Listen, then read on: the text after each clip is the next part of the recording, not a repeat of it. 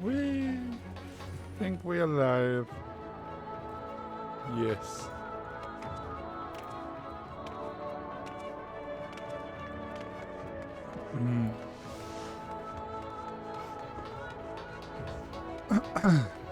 Okay, let's see.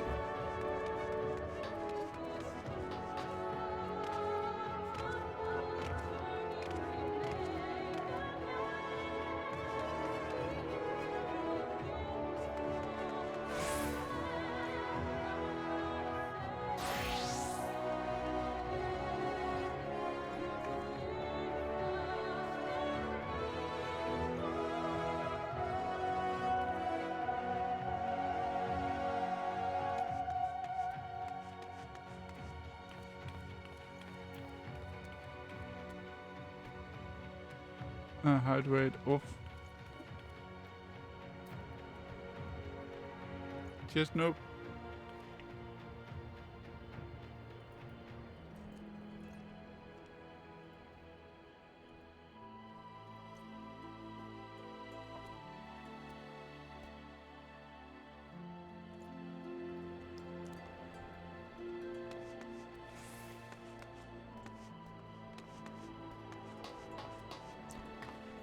Oh, yeah, the guard. I need to talk to the guard. You have business? I do have all the business. Final Fantasy! Woo! How are you today? Hope your time in the source was suitable, restful. But of course it wasn't. Go on. The Cobra Eta shows sign of instability, but regards the possibility never even occurred to me. You have returned and hope that my research has yielded a solution. I fear you will be surely disappointed. Oh no! This but a mercy we have the likes of Mr. Squirrel and Master Matoya to keep our friends' bodies safe while we wrestle with the problem. But they cannot forestall the separation of body and soul in infinity. Calm, the others must be told.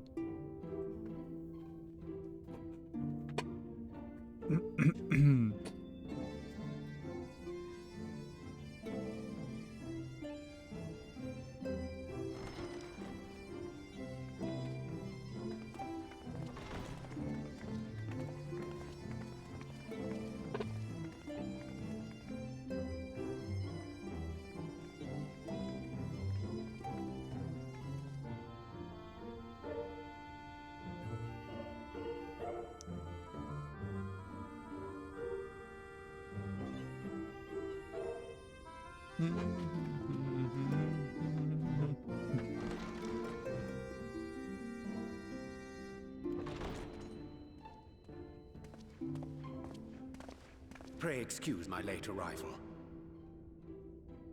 Will Thancred and Reen not be joining us? Nay, milady. With apologies to all, they beg leave to pursue their investigation of the empty to its conclusion. Should matters here demand their presence, however, they did assure me that they would make themselves available. Yes, of course. Then let us proceed.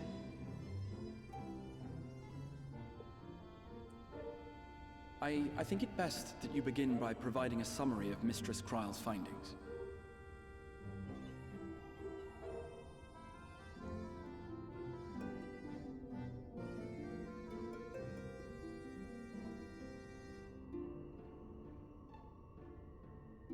I suppose it was only to be expected that some change would occur.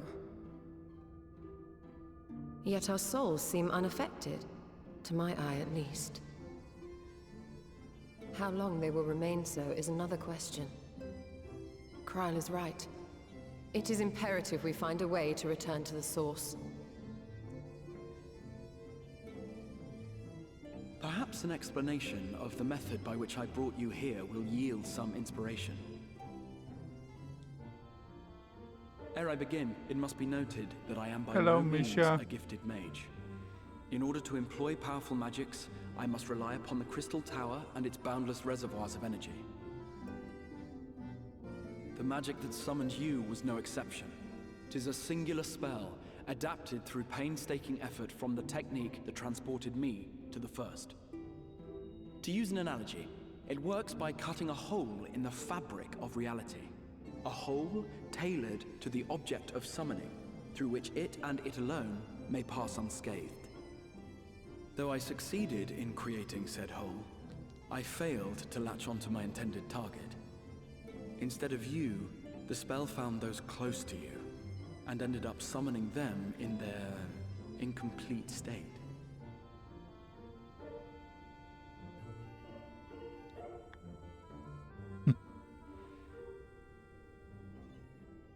I would not soon throw my life away, not after the lengths you and yours went to save it.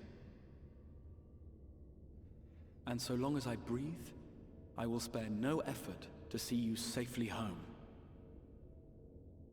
But should all else fail, and your lives be at stake, there remains one sure method.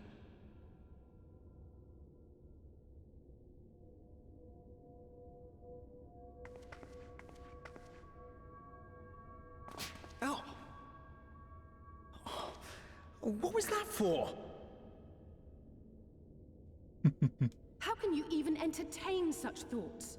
You owe your life to the Warrior of Light, and you don't get to die unless she says so. Smack.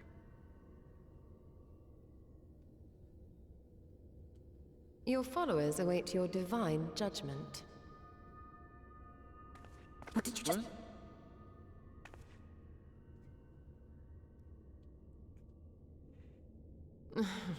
If the two of you have finished, perhaps we could return to our discussion? Rather than dwelling upon the multiple failed attempts at transference, I think it would behoove us to focus on the solitary success.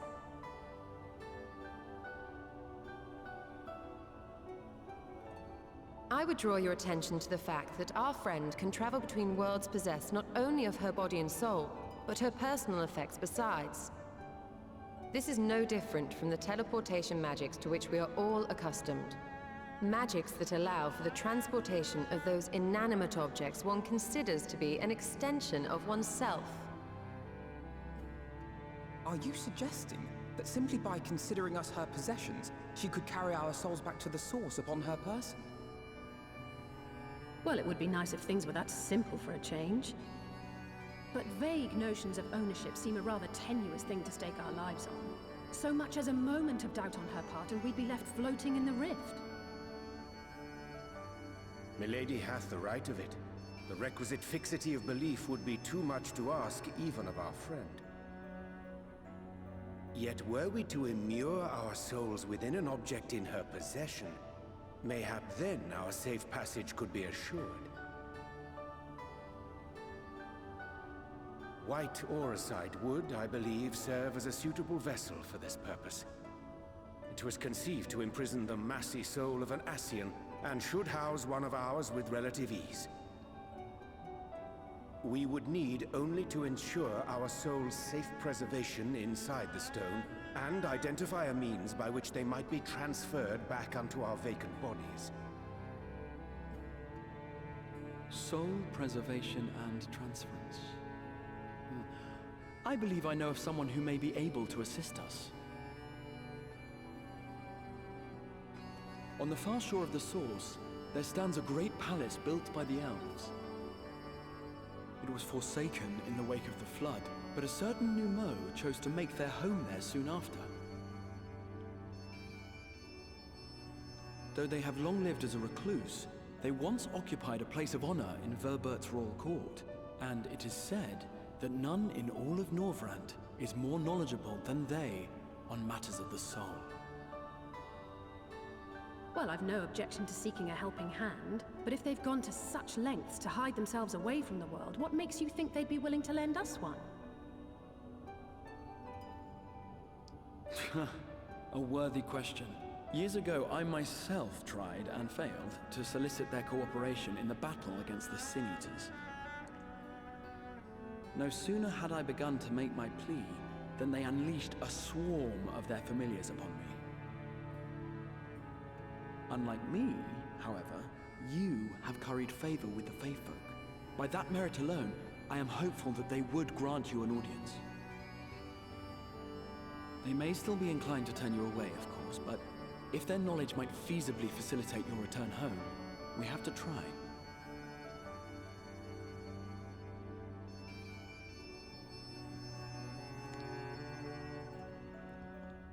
So we are going to talk to elves.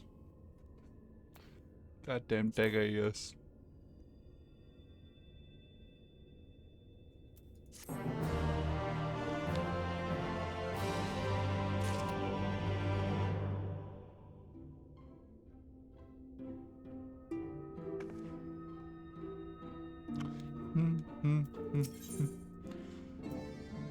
Nice, I heard that. Cause I read. The Grand Cosmos, that is the place we see stand on the opposing shore of the source and I arrange for a boat to carry us there. While through journeys there, I think it is best that I devote my energy to the creation of the right arrow kit site.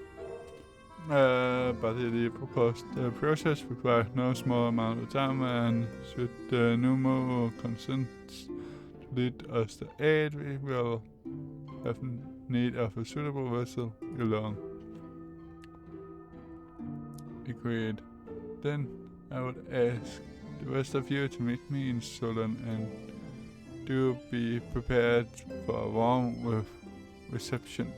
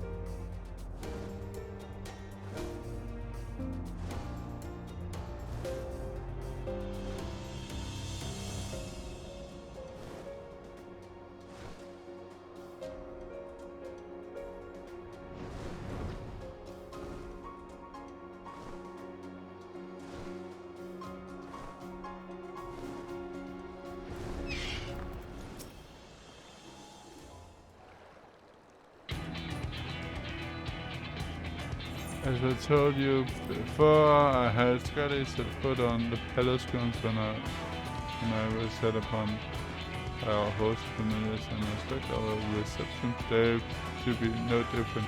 This is why I suppose we march through the main gate, weapons drawn.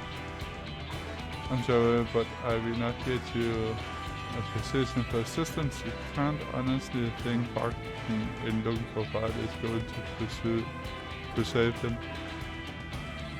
Besides, I believe the extra may have the right of it. Yeah, they have no doubt secured a great deal of time and energy into the creations. Where I am, I should be most interested in meet with those who should overcome my defenses. As would any true seeker of knowledge.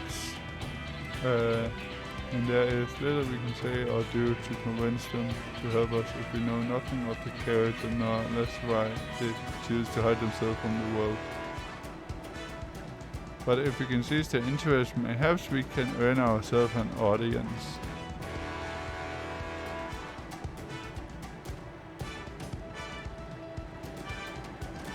weapon store it is then. So I must say, you certainly seem to be enjoying all of it.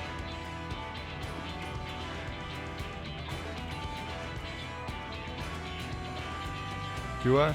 Well, I will not deny that I enjoy the thought of battle alongside you all, rather than pacing about inside the Crystal Tower. You both seem to be in rather high spirit if you ask me. Not that I am surprised. Your moods invariably improve when I am around.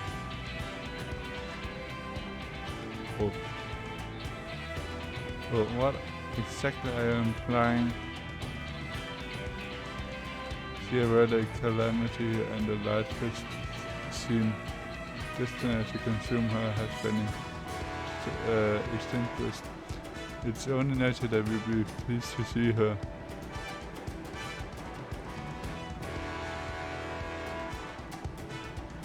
Yes, well, you will have plenty of time to celebrate her good health after we have finished here. Of course, then let us proceed to the palace.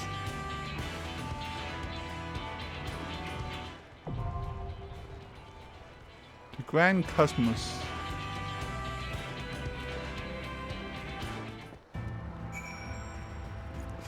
Uh-oh.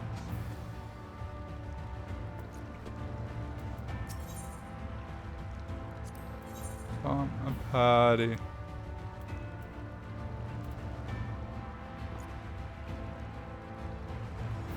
All around us. Yes.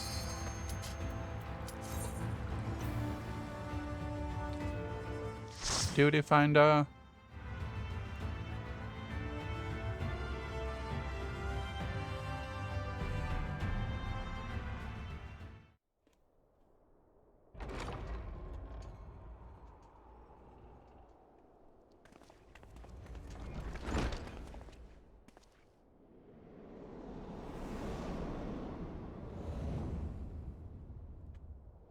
It's not an elf.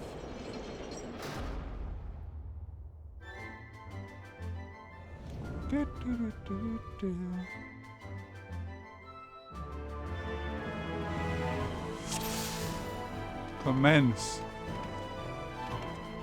If you value your lives, you will quit this place at once. Now be gone.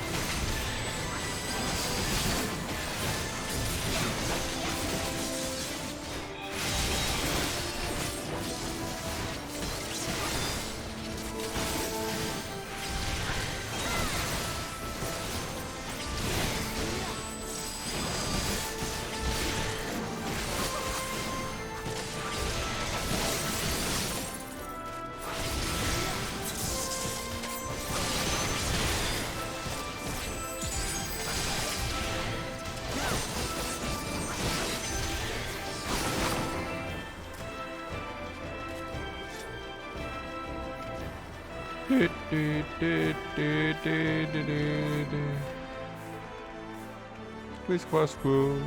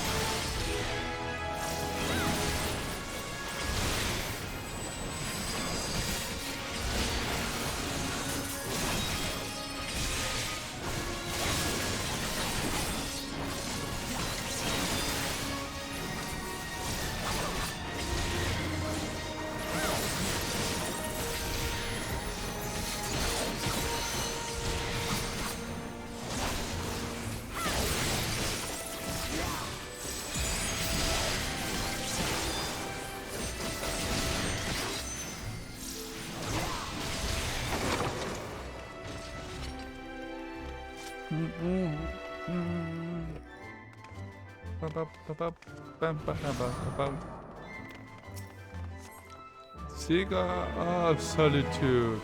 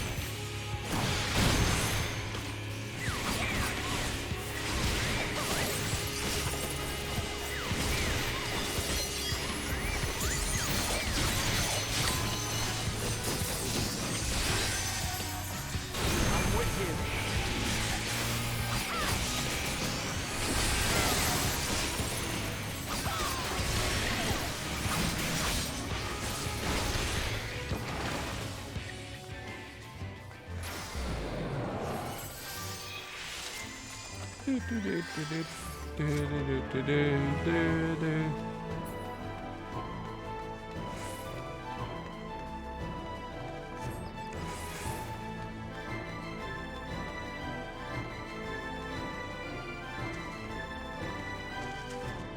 has to be a trap, it's always a trap. Oh.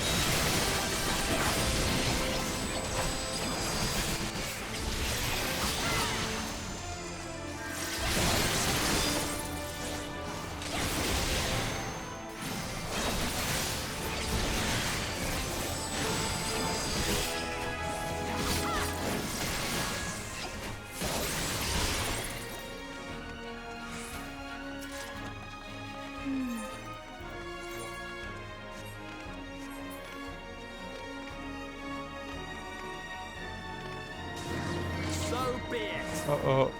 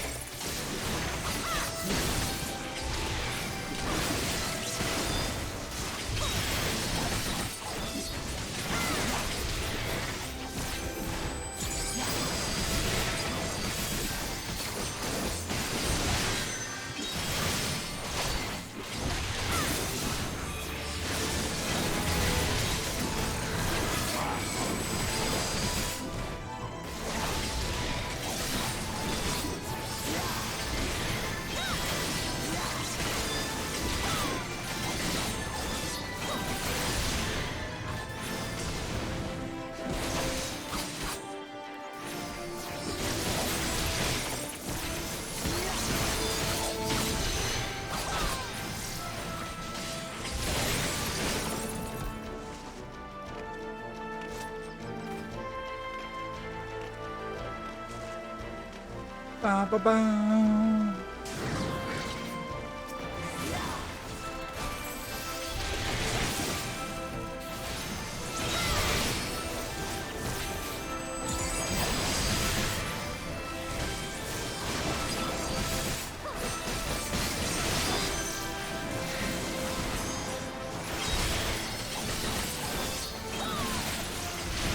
Yes, drink more.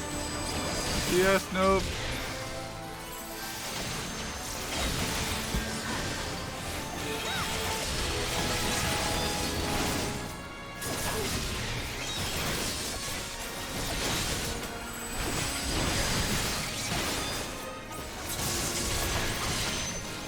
Oh, that one is still alive as well. Cool.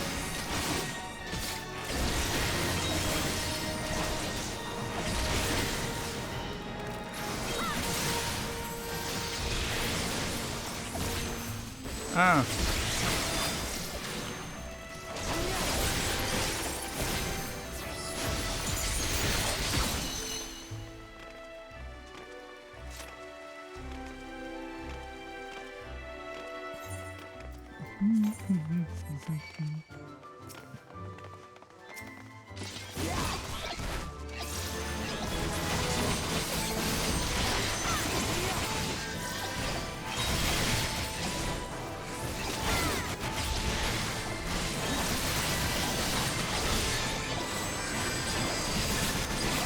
Did I just forget to use my... I think I did.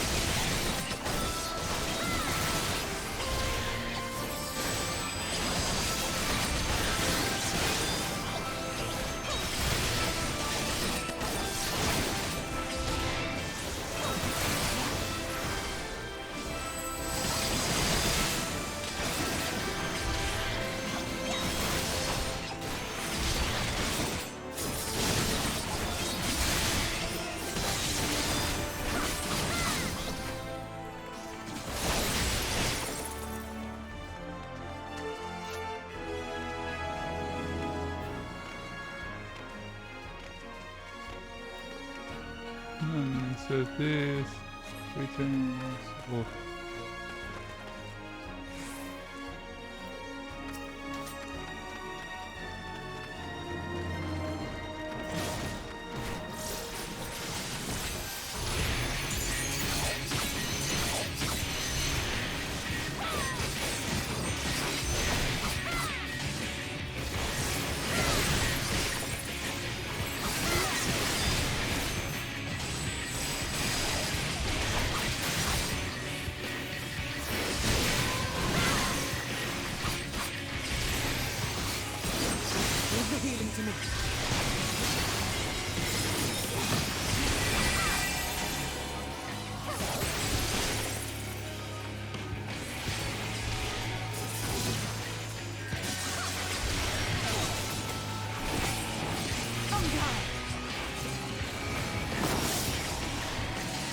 Did I manage to do that or not?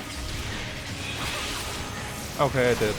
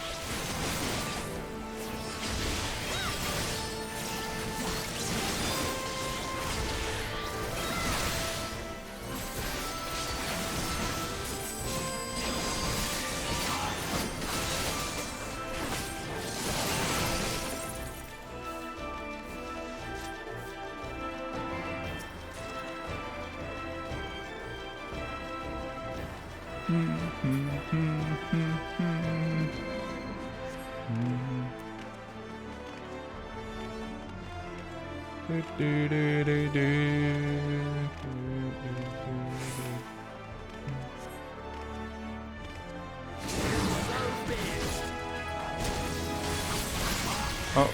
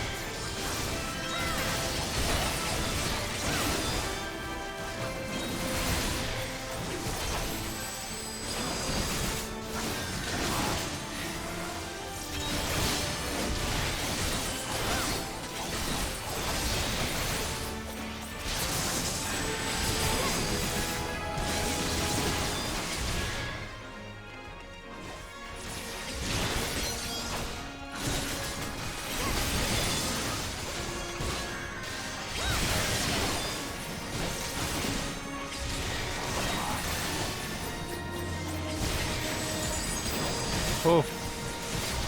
Oh.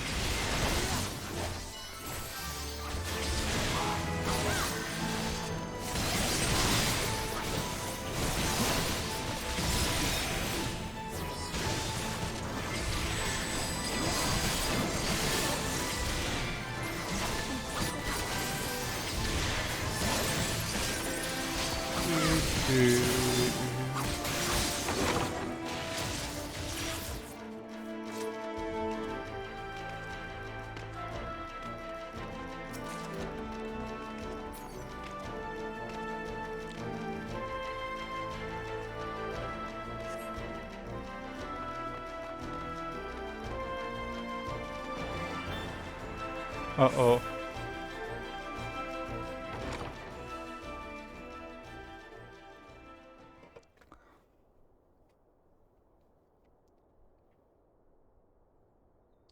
Yeah, solid these horns long enough. Come, Lugos, our guest want. Uh-oh.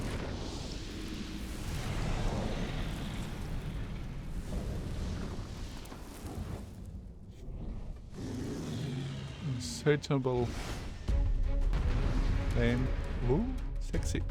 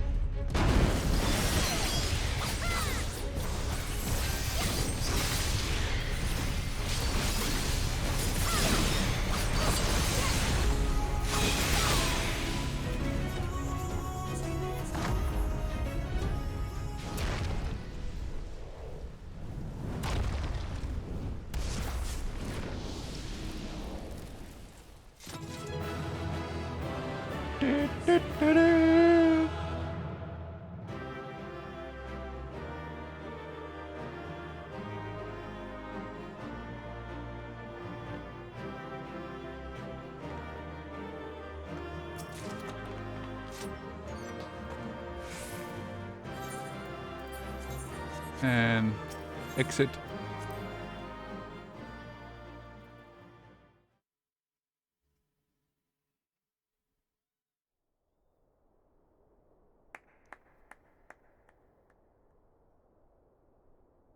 That was my fiercest familiar. Oh, impressive.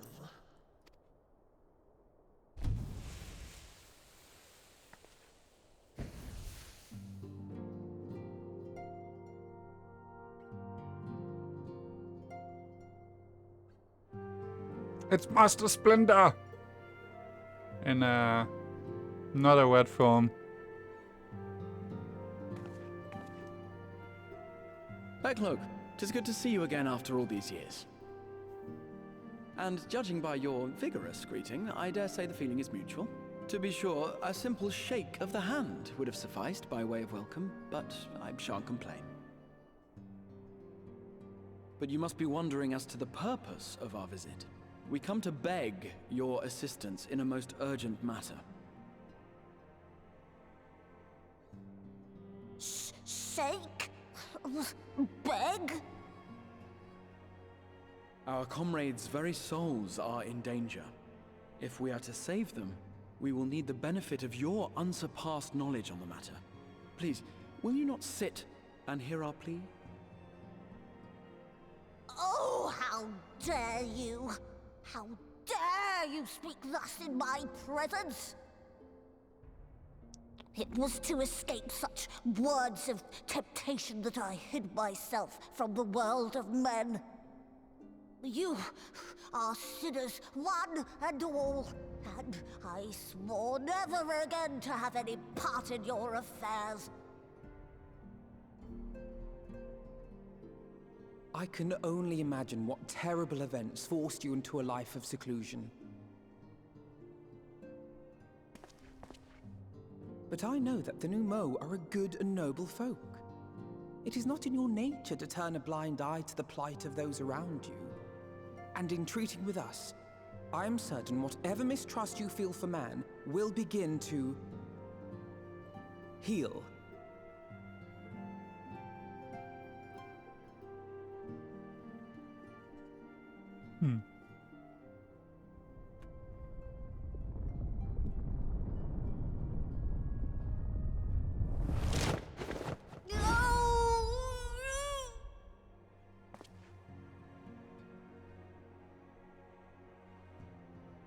If you will not be satisfied, I suppose I could listen. After all, there's no harm in just... No, I mustn't. Not again. That damn court mage seemed to have the best of intentions too, and countless innocents died for my naivety.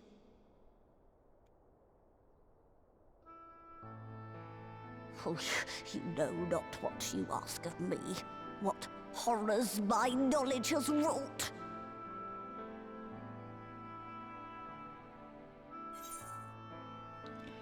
If it's all you want, we won't lie down and accept defeat.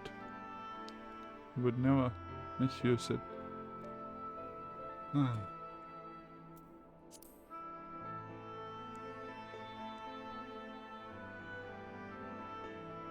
You wish only to save your friends? Nothing more?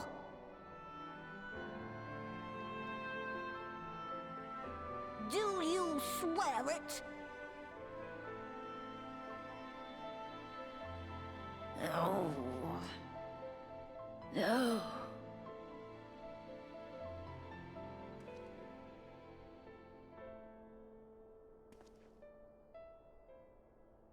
Oh, very well. I will hear your petition, but that is all. And I expect fitting payment for my troubles. commensurate with your contribution to our cause. No more and no less, I promise you. With that settled, might I impose upon you to join us at the Crystarium? I'm afraid the nature of my friend's predicament calls for absolute secrecy.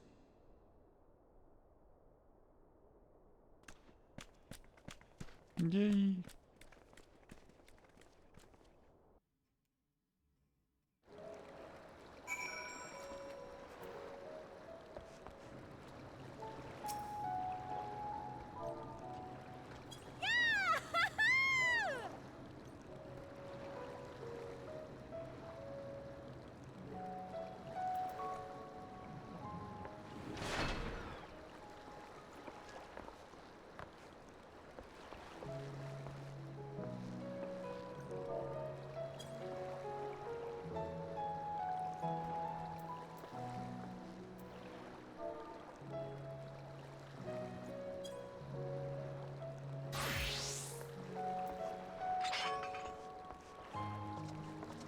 Oh.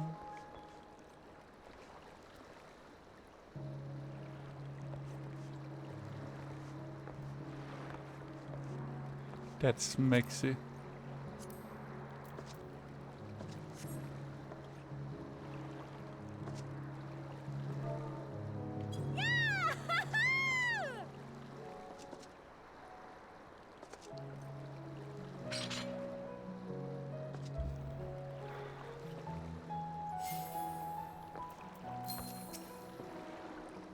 There you are. The others have gone ahead to the crystal tower with big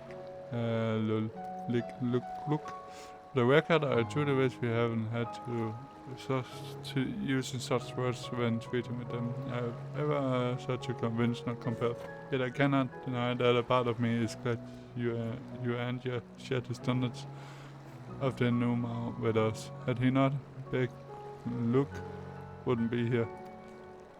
Speaking of whom, we should hurry to keep our guests waiting would only add insult to injury.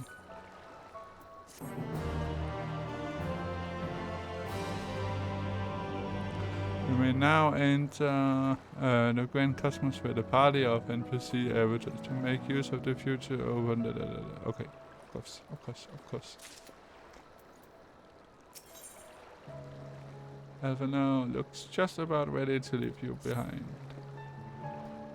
Mustn't dally here any longer. If big look is to hear the truth of our travels, the first sewer of all people should be present.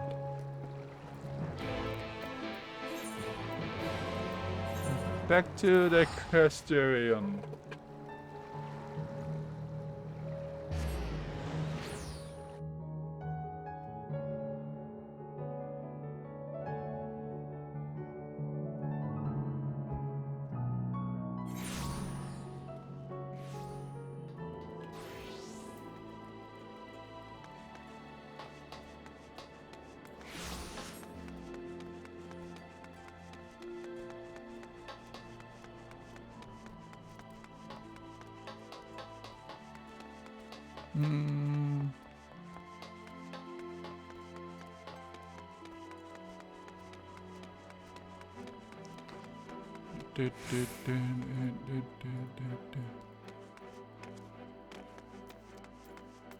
And enter the gate.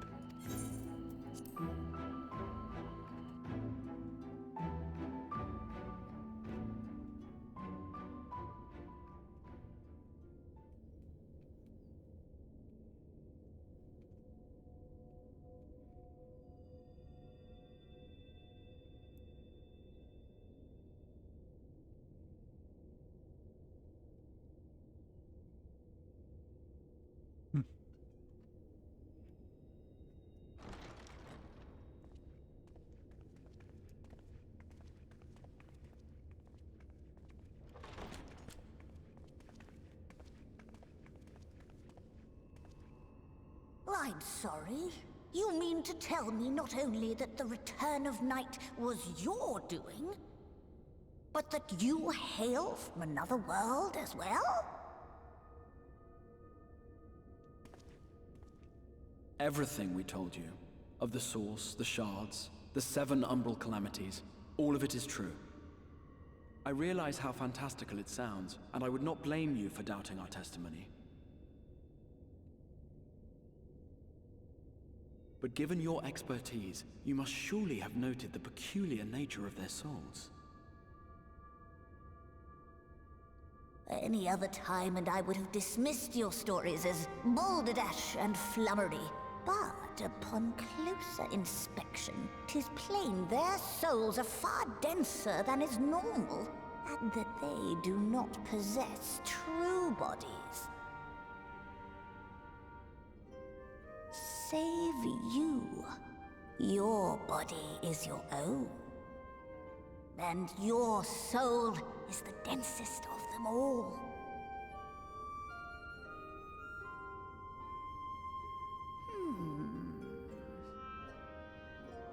As I said before, were it not for their heroism, the skies over Norvrant would still be awash with light, the realm yet at the mercy of 4-3 and the Sin Eaters.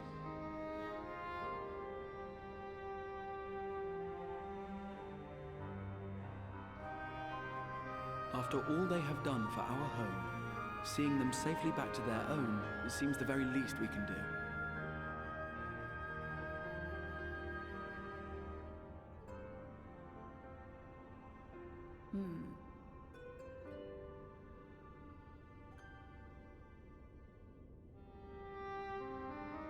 Your tale is intriguing. Yes, very intriguing indeed. Simply to hear it is fitting payment in itself. As for your friends, I can but agree. Their valorous deeds on behalf of Norvrant are deserving of recognition, of their own fitting payment. You will help us then? I No. will. Oh. I would see my knowledge put to good use for a change. I do have one condition, however. I am not the spry young Numo I once was. As such, I will require assistance in my fieldwork and testing. It would be our pleasure. We'll be laboring for our own benefit after all.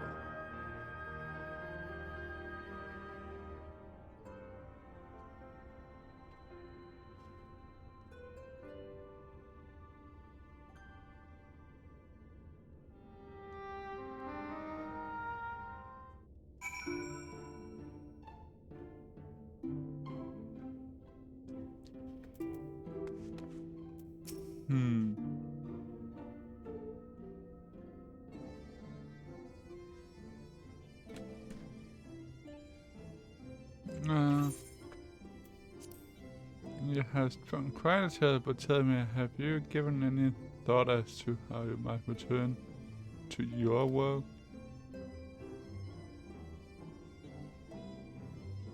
Oof.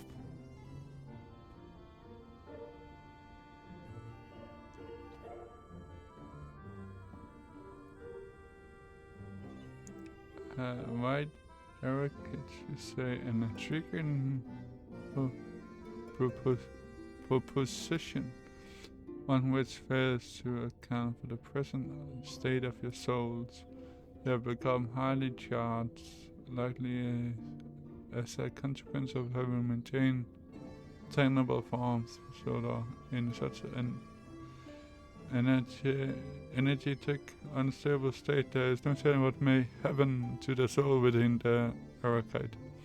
It could very well become immutable to transference, never to be restored to the bodies. Then would it be possible to force ourselves into the state of dormancy prior to the transference? In theory, yes, but the soul is not... Oh, not again. Well, that sounds ominous. What exactly would rendering our souls dormant until? In order to maintain a corporeal form, the souls constantly draw aether from your surroundings. This process must be halted, resulting in a sulfate of ether removed. Your minds would ultimately be separated from these flux bodies of yours, rendering you incapable of interacting with the world around you. Cruel fate under normal circumstances, but one which will be rectified upon your return home.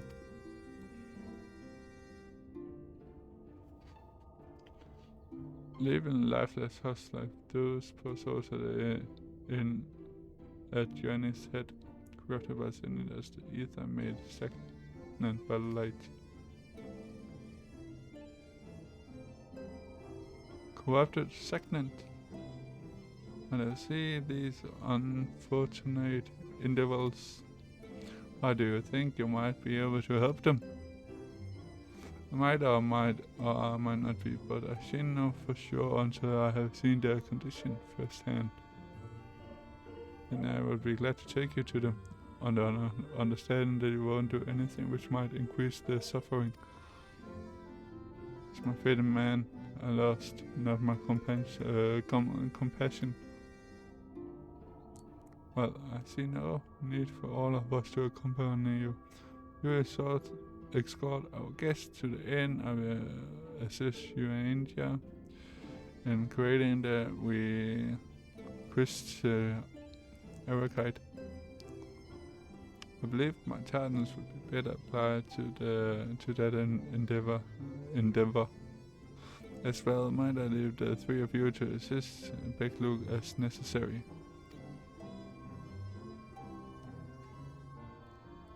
Let's make for Amarang then.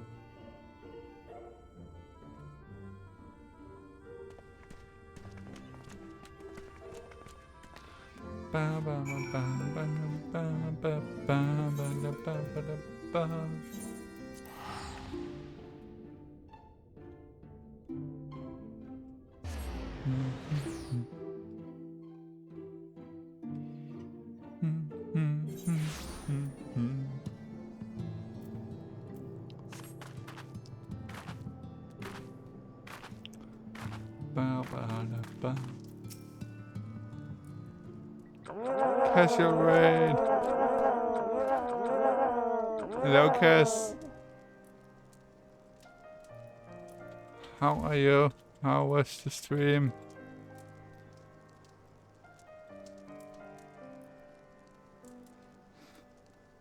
You were playing Final Fantasy. That must be 6? Ah, nice. Not bad. Oh. Cheers, noob. For the first time. Nice.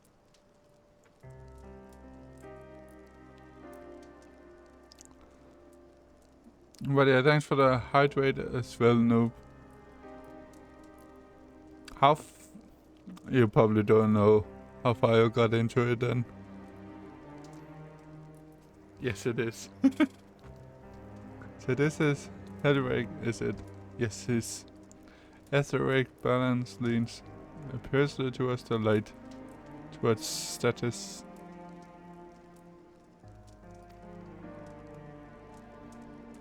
What do you suppose will happen to him?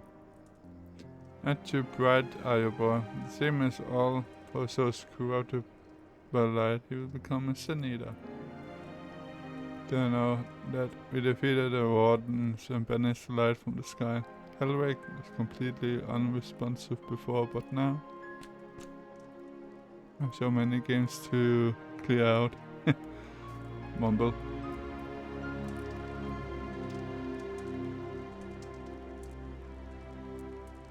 Then perhaps there is yet hope. If I may, there is a treatment I wish to administer to the patients. Hey, Jennifer War.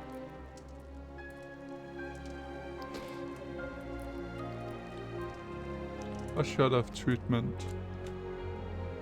Because of my studies of the soul, I once created a tonic which could temporarily stimulate the ether in one's body. After some refinement, it came to be used by the Knights of Abbot, then for darker purposes. At least they fall into the wrong hands, so I never again to make it.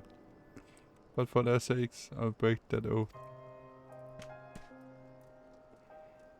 It is not like to reverse the stagnation on you, but it should offer some measure of relief.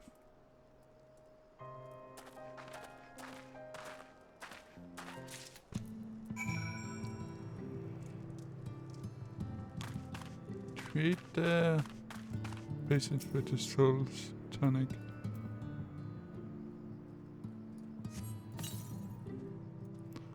Sudden stairs back here, you will see the tonic has had no effect.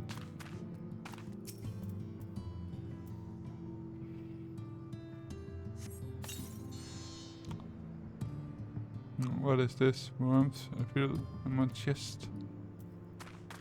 Off.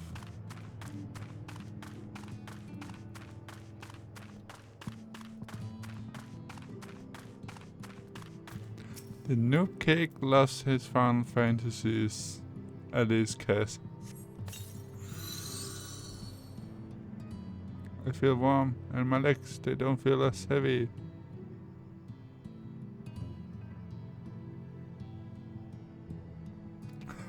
You're warm. Oh.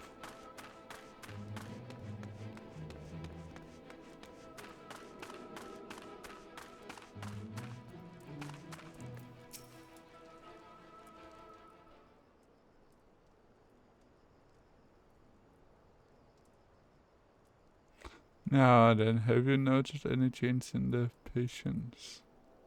Notable rise in body temperature and increased motor function. Most of the patients at least.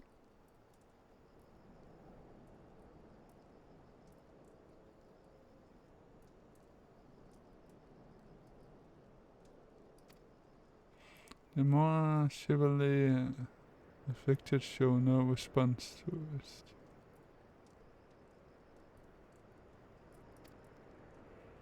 Off.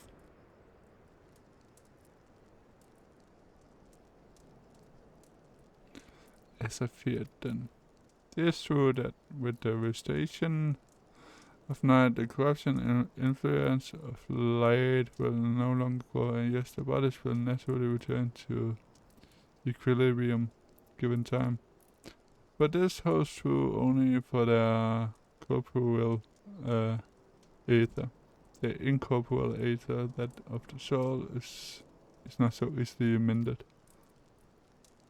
This is why these in the later stages of corruption like Hellwreck appear unaffected by a tonic. Precisely.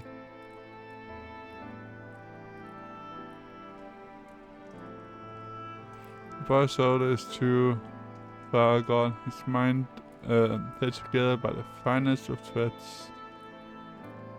Poor guy. There's a chance he may one day recover, of course, but it could take years, decades even. By the gods, he could wake to find himself an old man. Fine word for his persistence.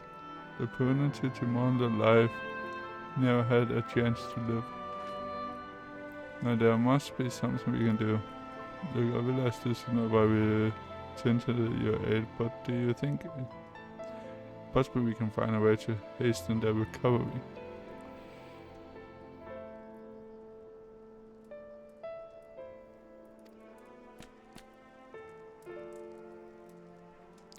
Maybe.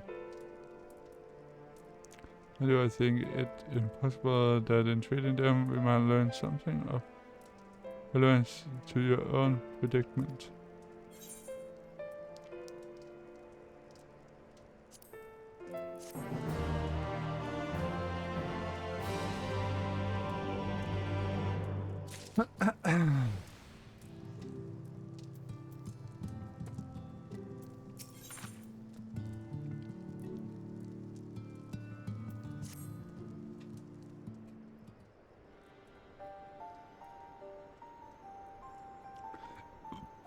inside the Gamecast, there is a story I'm sure of. Somewhere. Deep beneath the game.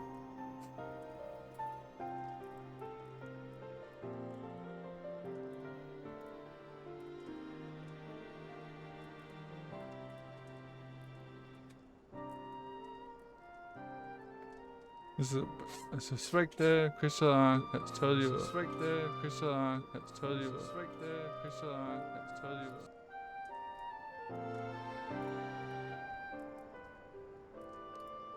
Yes, focus. I suspect the crystal has told you of my past. That I was once a mage of the royal court of Verbund, and that Sorkov was my field of study. The tonic you administered to the patients here is one of the fruits of my labors.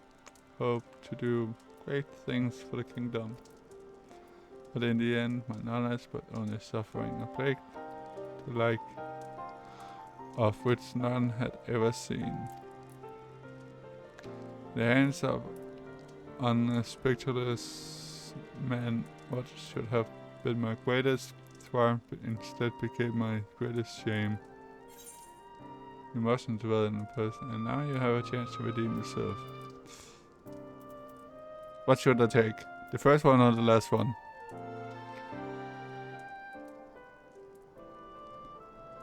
I need the bonsai. Already been in the PC too long. Alright, Cass, thanks for the raid, and thanks for chit-chatting a bit as well, and take care and sleep well.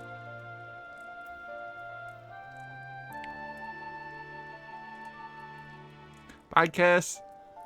Bye.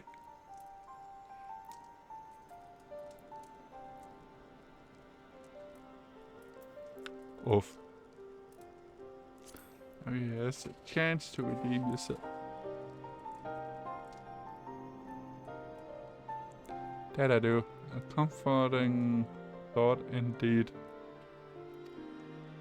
But let us return to the task at hand, finding a means by which we might revitalize these people's incorporeal ether. You think it can be done? The sky is still ablaze with primordial light. I will call it an exercise in futility, but now we may have a chance.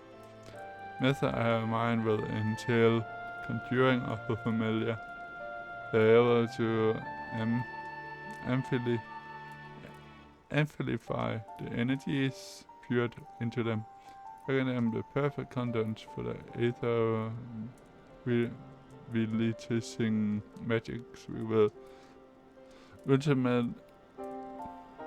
ultimately employ. We are about to launch into a lengthy explanation of the metaphysics of your plan. Don't bother whether get on with whatever it is that needs to be done. If it's all the same to you. Whatever regions must be cured as possible, I will do it.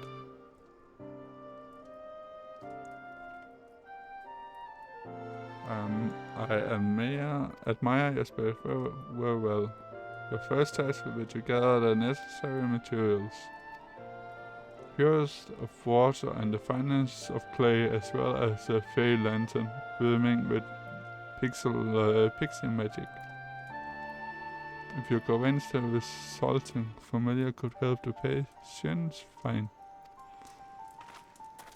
As for now, the water and the clay will be similar, but I think you know what we will have to do to get the lantern. You don't mean. The pixies took quite a liking to us before. If we humor them with our company, I'm sure they will be willing to help us. Fine. We'll pay a visit to Ilmek. So I never thought you would be the one to suggest going back there. I'm afraid you have been there at all, let alone befriended the Fey folk. Oh, while you're at it, seek out the name of They will be able to supply you with water suitable for our needs. Right, let's get over with this, shall we?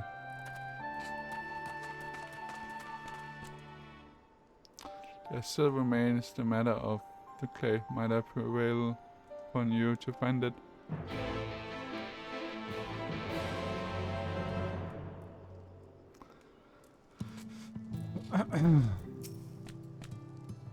Clay from MMORPG would likely be the best. Know you of anyone who might be able to assist us? There's a minor strain. Well, there are the scavengers at mod. So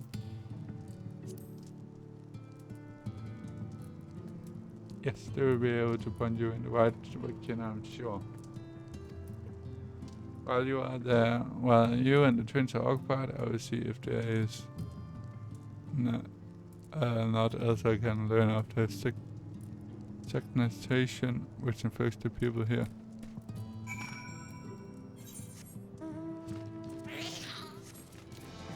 Whee!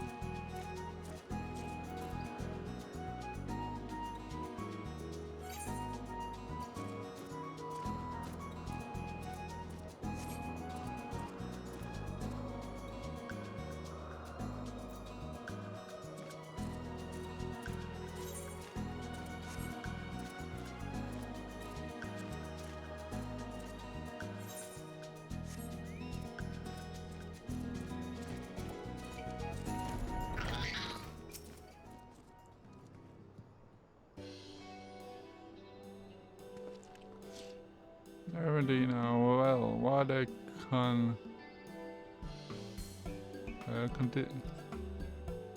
you have come at a good time. We have just this moment finished repairing the tellers and told your lot took to the never-end errand. But there was no talk about the tellers. It have been another matter had we not had a visit from Master Chai. He offered us a share of the leftover building materials from the Dallas stoneworks, as well as a few trade secrets to help us along. Clever man, that Janus. You seem pretty keen on the idea I have for putting the giant tellers to work. Okay, Jan, truly.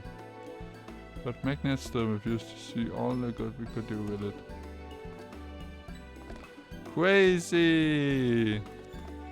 You're entitled to your dreams, Yorick, but that doesn't mean you can go harassing our guests with them. Master Chai was just being polite. And something tells me that right here didn't come on this way to talk about trolls. What is it you need, friend? How are you doing, Crazy? And I see this familiar requires clay from Amaran. Look no further. If anyone can find some clay, it's us. I'm good, man. How's things? They are pretty well. They are pretty good. Just chilling with some Final Fantasy today. And yeah. Nothing too much. Look no further. If anyone can find you some quality clay, it's us.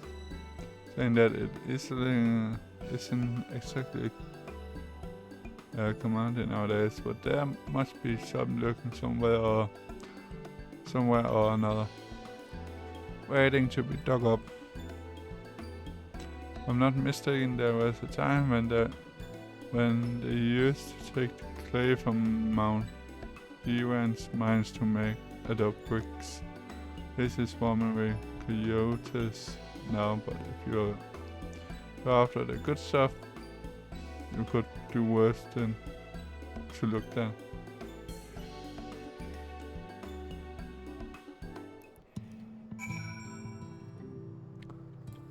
Okay, let's see, where is that? Over there.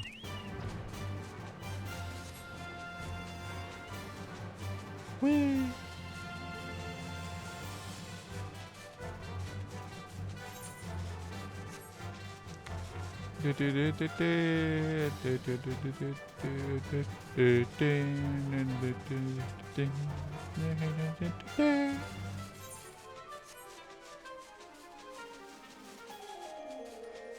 Down we go.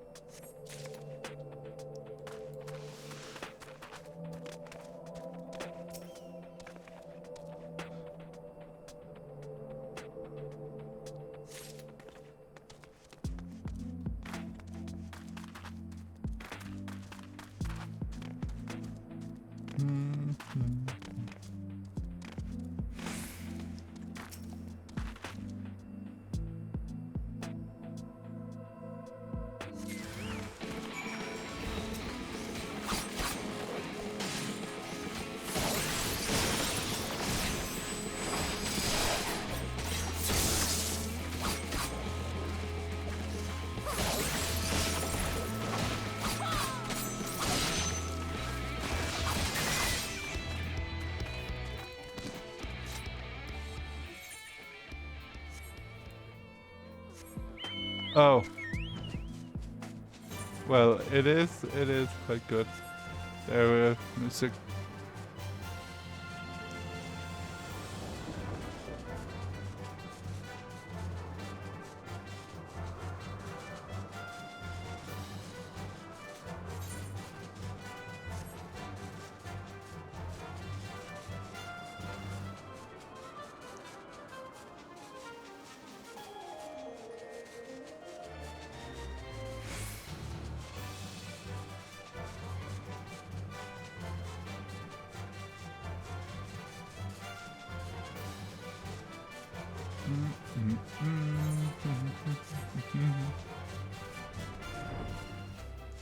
Yes, nope.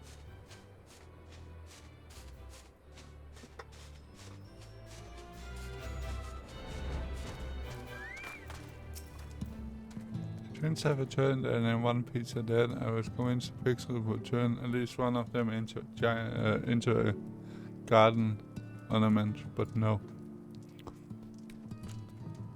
We have to clear a ticket. And gift.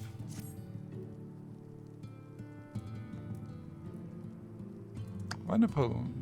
We need but combine the clay and the water, then heat the mixture with the fire lantern. After that, it will be a matter of settling upon a suitable form and performing the necessary incantation. Big look.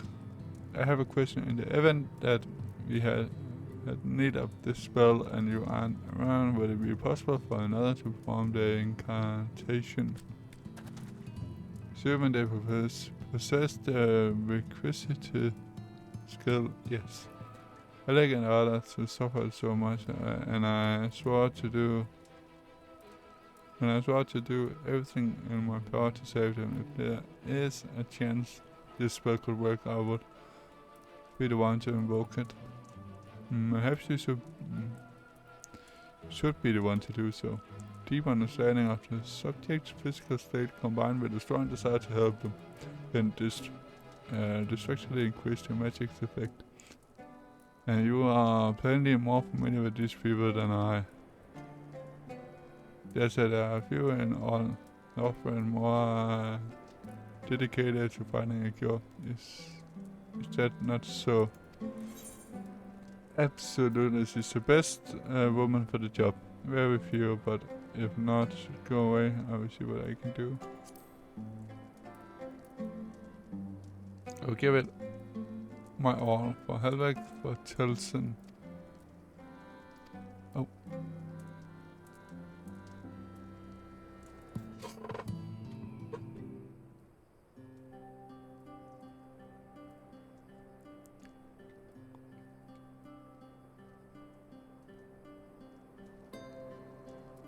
Let us begin.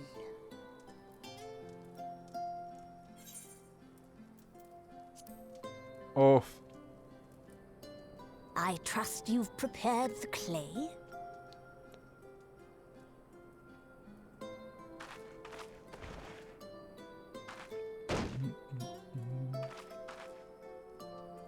Very good.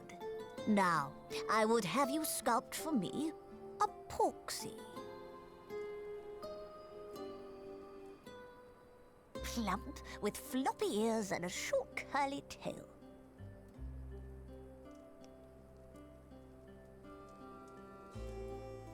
A porksy. I think I know what you mean.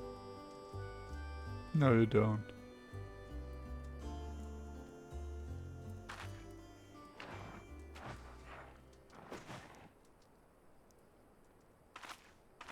There we are. How's that?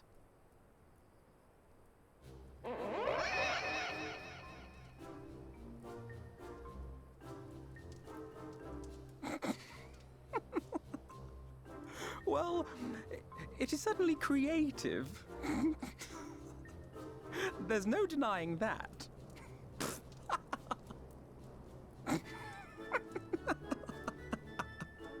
Yes, I'm no artist. Very funny.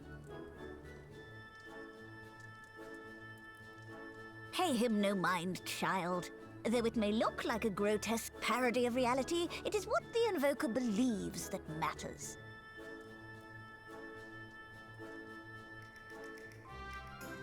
You're not helping. But I speak the truth. If successful, this incantation will turn imagination into reality. Which is why the only thing of import is what you believe this figure embodies. You must focus. Hold the Porksy's image steady in your mind's eye.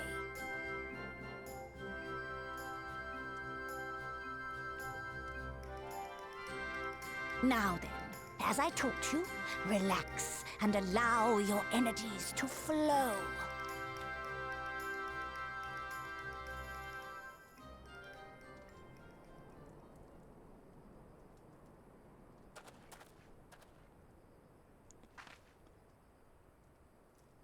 With flesh of clay I bid thee rise, on wings of dreams to touch the skies. What once was idle fantasy, I call forth to reality. Kapuff.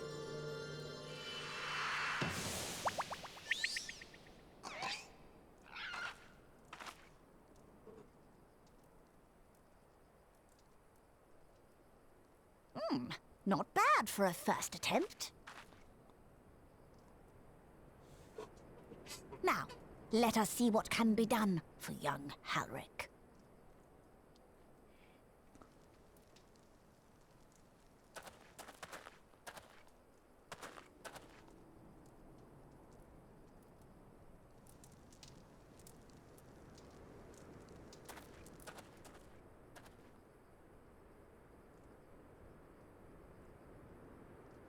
Through the operation of the magics you invoked to animate this familiar, it is now replete with the energies required to stir the boy's soul.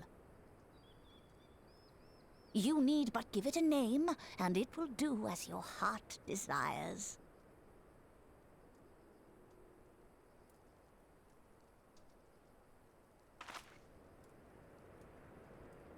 A name.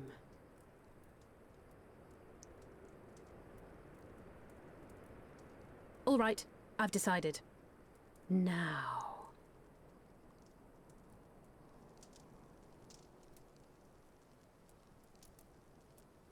Go, Angelo!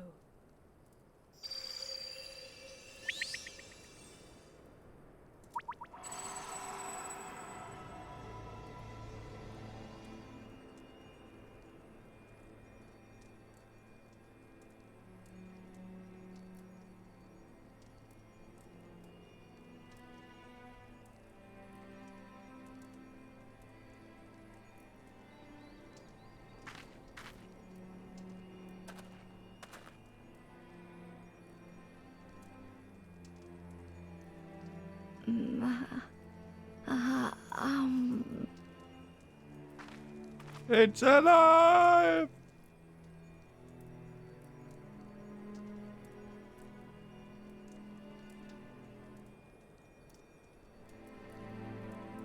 Mother,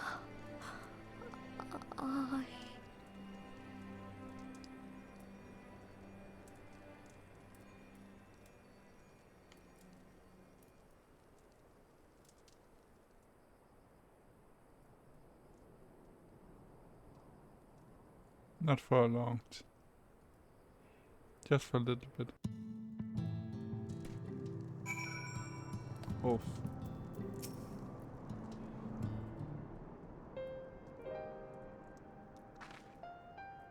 How easy did it work? I believe it did, and your big familiar have done well. If eyes do not deceive, a hint of color has returned to his soul. Gods, I would jump for joy if I weren't so exhausted. We're so close now, Helvig. As you are even now in the process of discovering this magic, as much of the environment, what you may not have realized is that the same is also true of the subject. As such, we must proceed with caution. However, with further treatment, I have the utmost confidence the boy will make a full recovery. Observing the reanimation of his stagnant soul has been most enlightening. I will need time to put my theories to the proof, but I believe I can function a spell to produce the opposite effect, that is to induce stagnation. This enabling our safe transfer back to the source via a workgate. A thought occurred to me about this treatment. Be looks at when the soul is rendered dormant, the mind is separated from the body, that a person becomes incapable of interacting with the world around them. This gonna sound a lot like Emerald Tempered back in the source. Not really, it is the fate of most tempered to become safe to primal, safe in a handful of cases, or am I missing something?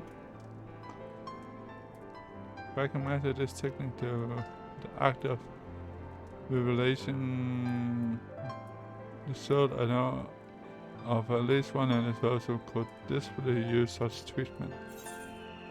I shall follow Gabo. Do you think you really think it could work? I can't remember who that is at all.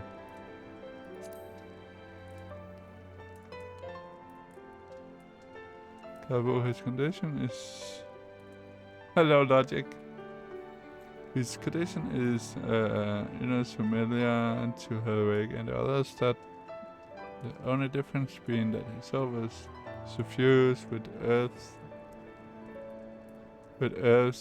expected ether from summoning Titan. That and light. It follows that if his soul is subject to him to a familiar kind of stagnation, maybe yes, we can save him, right? Forgive me, but who is this Gabu fellow of whom you speak? How are you doing, Logic? See, his condition does sound familiar, yet there is much more about the soul that remains unknown even to me. I say this not to discourage you. You understand, but to remind you that this is delicate work we do here. Work requires patience, of course, and as long as there so for patience here with the world, but every time is needed to see this through. Now I refuse to spend that time in illness. If that's same to you, I'd like to stay here with Angelo and continue with the treatment. Two of you should return to Crystarium with then look and see if you can make some headway with the newly position theories. Lurk. Thank you. I will tell you to rest first, but I will see you are not to be convinced. The fire of you. I will return to the Crystarium then. Barney, I find you. Uh-oh.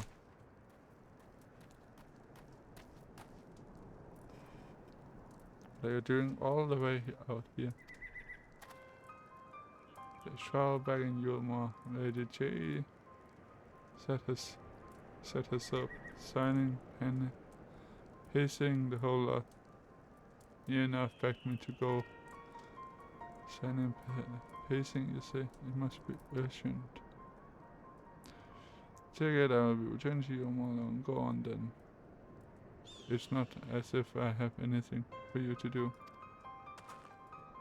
Thank you, back a look.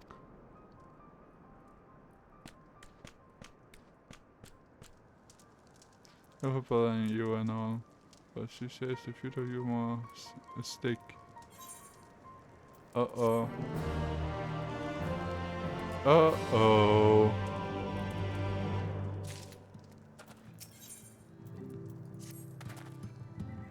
Lady says how when the best not keep her waiting.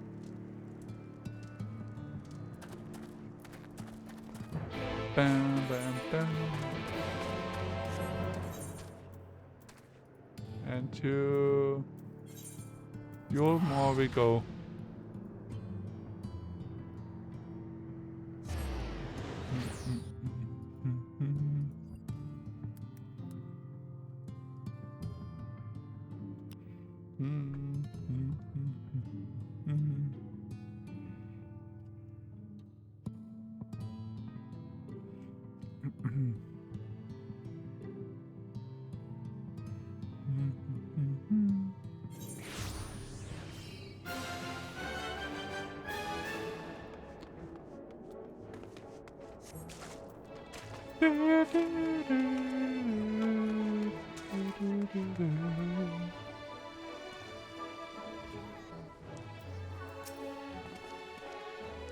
Nothing seems to allow her will do. Nothing Lady J anywhere. Put a pacing around outside again, staring off into the distance and all that. Strange, let's see if we can find her and discover the source of her distress.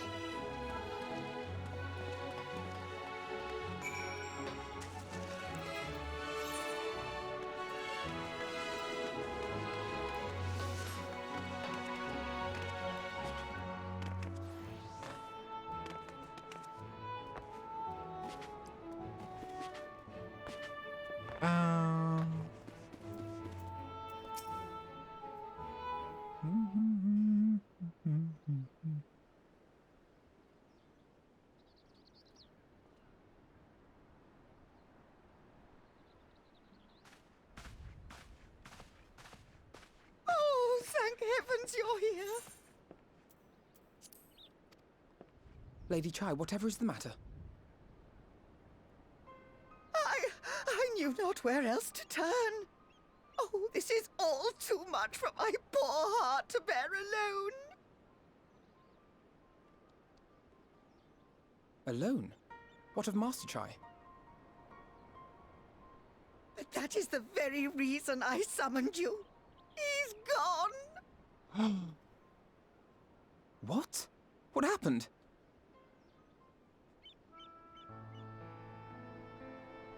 It all began after the events at Mount Gulg.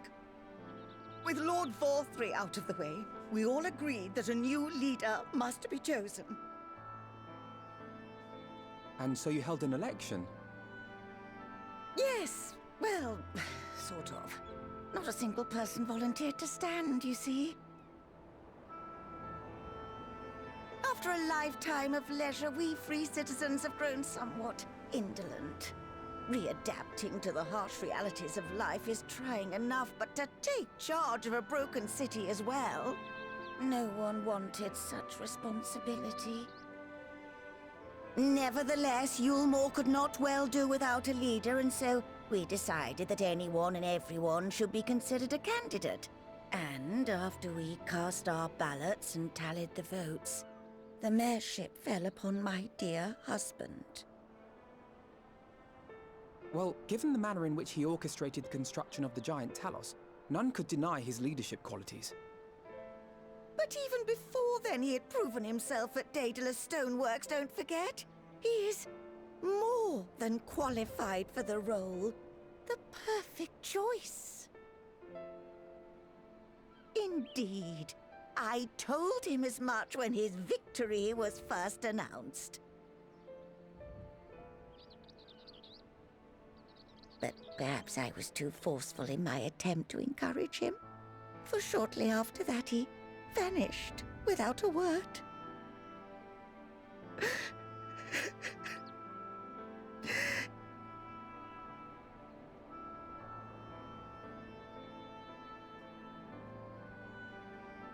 You believe he was so daunted by the burden of leadership that he felt compelled to flee? Please, Lady Chai, dry your eyes. Your husband does not strike me as the sort of man who would abandon his duty, much less his beloved wife. There has to be some other reason for his absence. He has been kidnapped. You truly think so?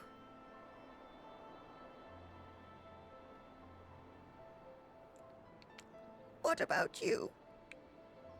What do you think has become of my husband? I don't know, but whatever. Sure, but I think it's lit.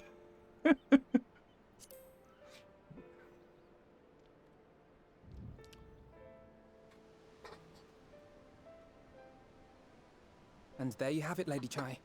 You needn't worry. Master Chai loves you more than all the world, and he will return. Wherever he may have gone, rest assured we will find him.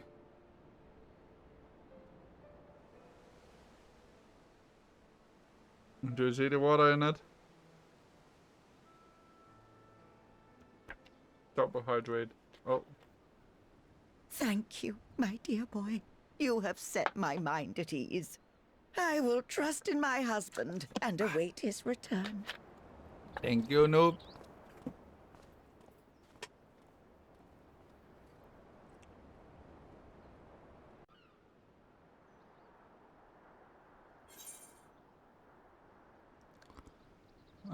Let's see. Nowhere to turn.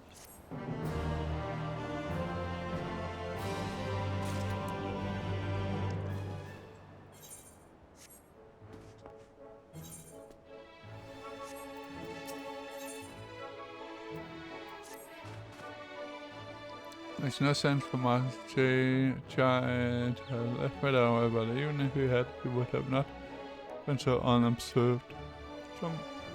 Someone here will have seen something, I'm sure of.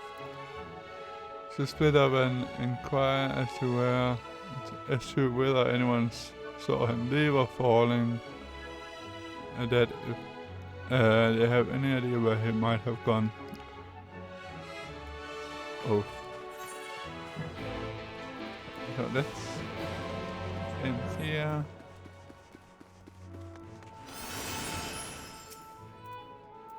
Marseille, yeah, well, yes, I spoke with him recently, so I recall he was in a rather dual mode, concerned about Yulmore's neglected of industries.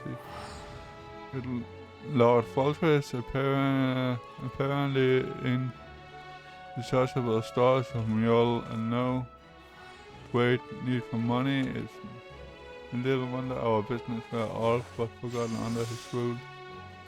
But I assure Marseille that the Bochiku or Splendors will do all it can to contribute to the revival of trade here in Yulmore. We seemed to satisfy him. He took his leave soon after. Your experience with Moen taught you about the stagnant state of business in Yulmore.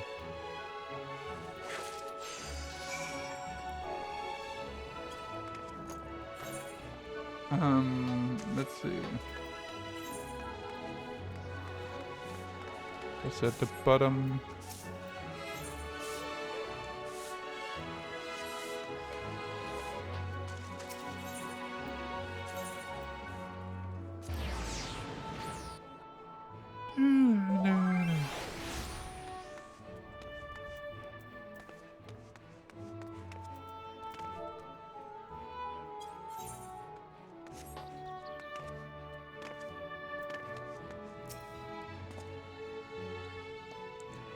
Looking for Master J. Are you something amiss? When last I saw him, he seemed ready to collapse from exhaustion. I insisted he rest and catch his breath, and we talked for a while about his concerns over the city's defense amongst other things.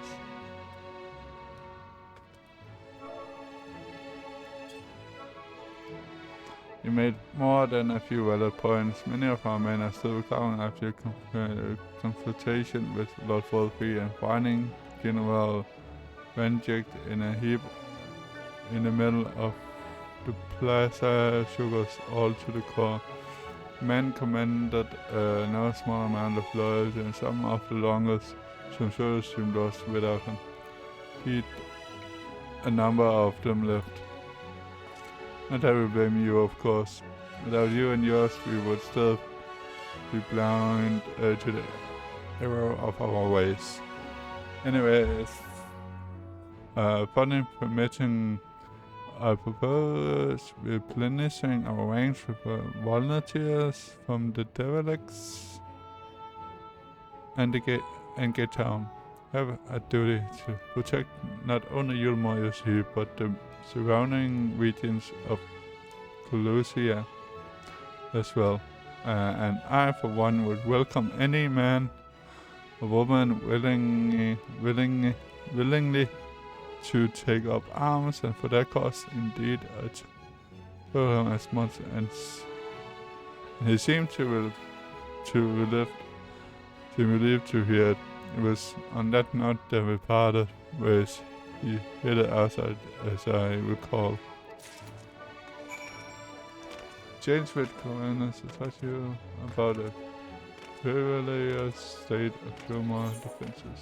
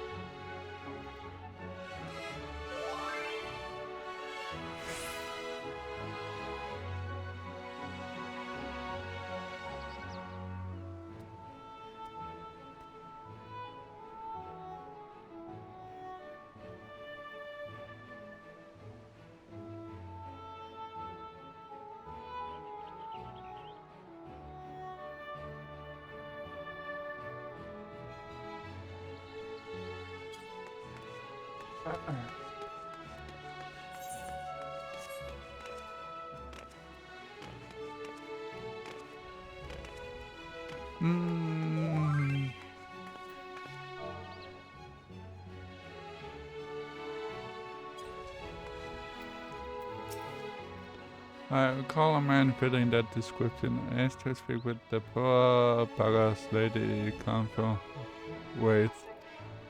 Said he wanted to know the state of things done in the Derelicts. And you can be sure we gave him an earful. Lack of food, medicine, clothing, there was plenty to tell. We hunt high and low for whatever we can scavenge, and bad enough to fill our bellies, but folk here don't just want to try, they want to thrive. When you heard that, he started mumbling to himself something about finding us work, I think. Fair play to him, too. Not content with having his attitude about the dialects, he asked about the other settlements and all. Of that I can't really say. looked like he headed for Gate Town when I last saw him. James Whitworth has asked you about the poor living condition of my friend. Okay. On we go.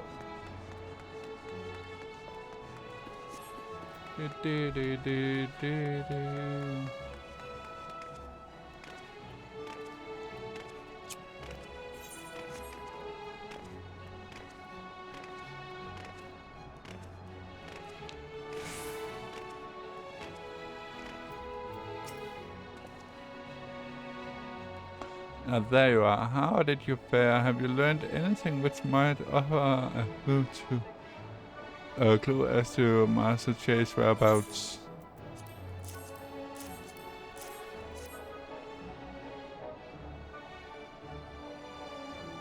Interesting. You apparently paid a visit to the Queen Bee as well. We discussed the possibility of granting a mission to customers from outside Yulmar, an idea to which proprietor was surprisingly receptive. Sounds like you got big plans for Yulmar. I mean, not for the bee. Perhaps, but the question remains: where did he go after leaving the city?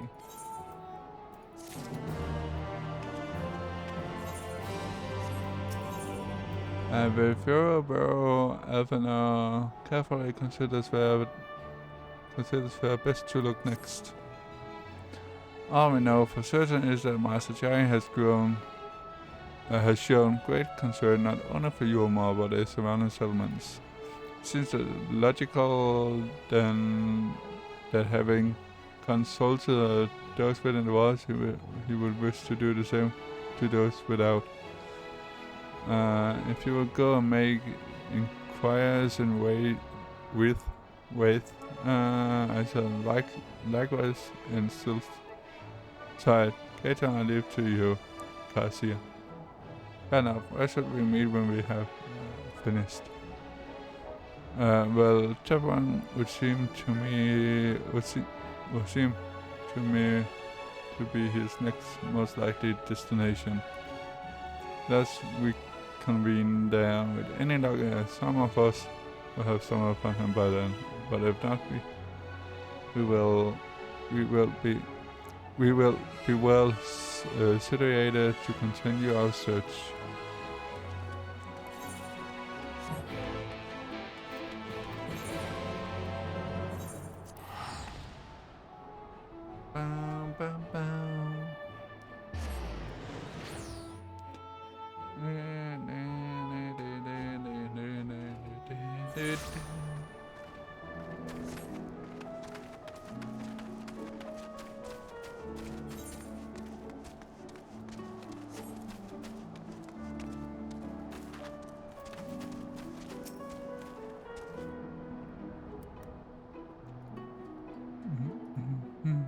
No, the name doesn't ring any bells.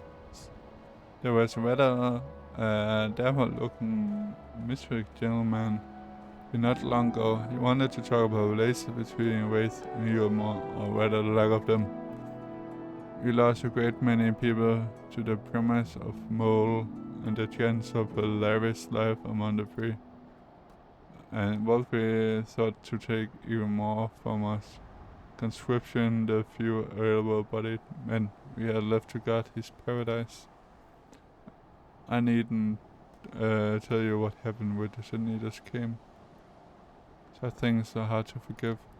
But Wolf is gone now, and we're curious to see what will be of Yulmar, become of Yulmar in his absence. That's what I told your friend Kainos, was it? And I'm sure the others said the same, not what he wanted to hear, I suppose, but because he left soon after, and that was that.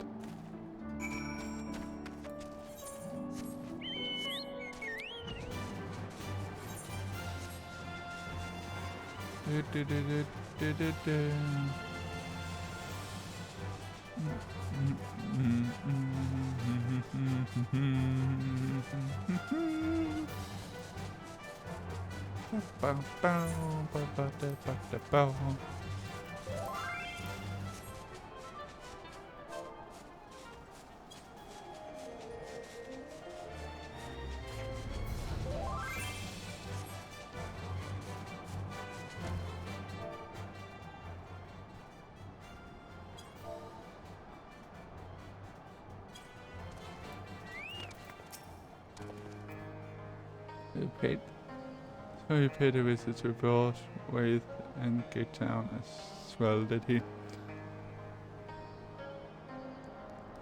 I see Eorzea and I glean much the same.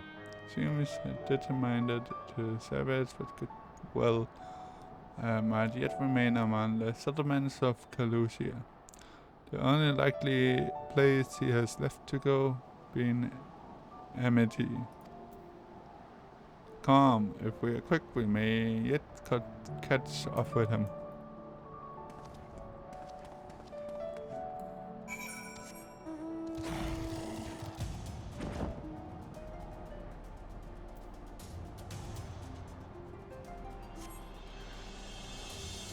Bill, bill, bill, bill, bill.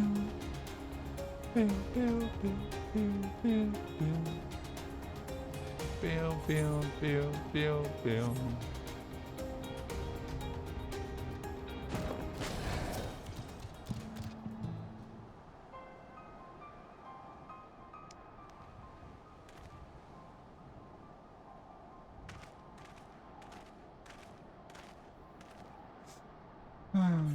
What are you doing here? Might ask you the same. We have been looking all over for you. Looking for me, whatever for. Eorzea has been next in Shadowbringers and your claims to disagree without so much as a word and bade us return you to her side. What in places are you talking about? I left a letter for her in her chambers. In our chambers. For I suppose you could have overlooked. And when she gets an idea into her head, I can only apologize. So, but since we have, might I ask what compelled you to come all this way? We were told you have been elected mayor, and from what we have gathered from the neighbor cities, you have been inquiring about the people's grievous. Slandered a lot of narration. No, that is not me. That is not me. Nope. Is it safe to assume you mean to take office? No, let's not jump to conclusions. Let's seek to learn about the problems faced by the people of Eorzea. That much is true, but I am by no means sure I am a man to solve them. Tackling our many challenges will require research, and until I have secured them, it will not be right to assume the role of mayor. I see, and do you believe such resources can be found here? Indeed, the people grievous are many, but in course of my inquiries, I have already met with several individuals willing to lend their aid in addressing them. There remains one individual crucial to my plans, a man whose counsel might yet make a mayor of me. Respect such forethought is in itself proof of your suitability. Still needs you must join, and I am certain this man of whom you speak, wherever he may be, will reach the same conclusion. For little it is worth, we will vouch for you should he require convincing. Whatever your need, you can count on us. We believe in you, Master Jai. Whee!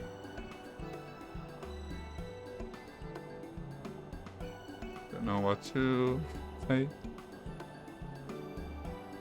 You don't need to say anything, you got for your actions to speak for you. For as long as I can remember, all I ever wanted was to make it into Eorzea, but that dream's gone now. First like a bubble or a boil, more like. Anyways, I started preparing myself, and now I haven't had a clue to do with myself. Spent most of the days in a daze. But you have been running up and down, trying to find a way to fix this mess for everyone. And I reckon you can do it. You got this lot up Mount Cook, didn't you? How hardcore made you and be? You're going to see you more to a better future, I know it. And I want to help, probably help, do something that makes a difference. I don't know what it is yet, but I will work it out on the way. If you let me come with you, that is.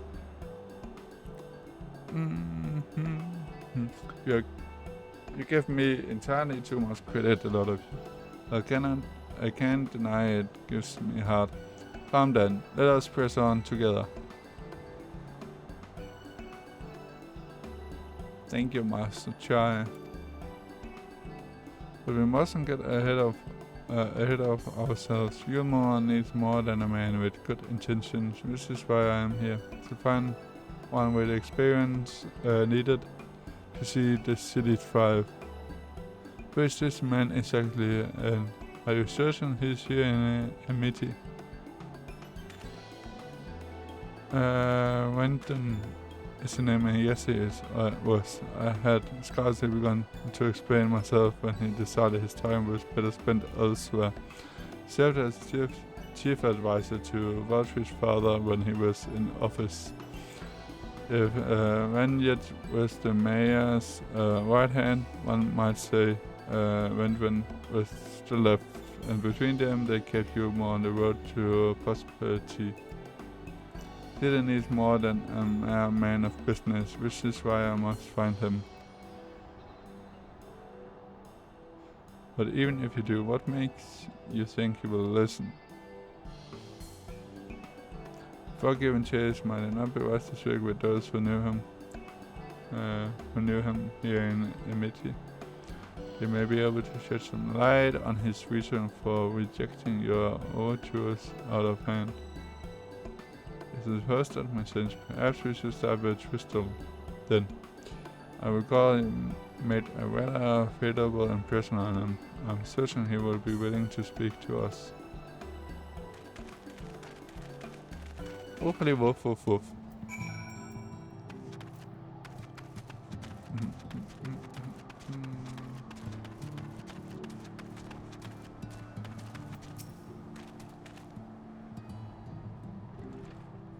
No, no.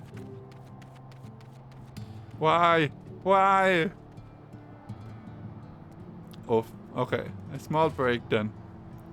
A small, I mean a small because there is not a lot of time left before I actually have to get off, so.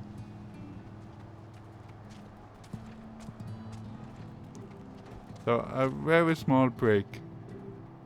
Small break. I'll be right back then.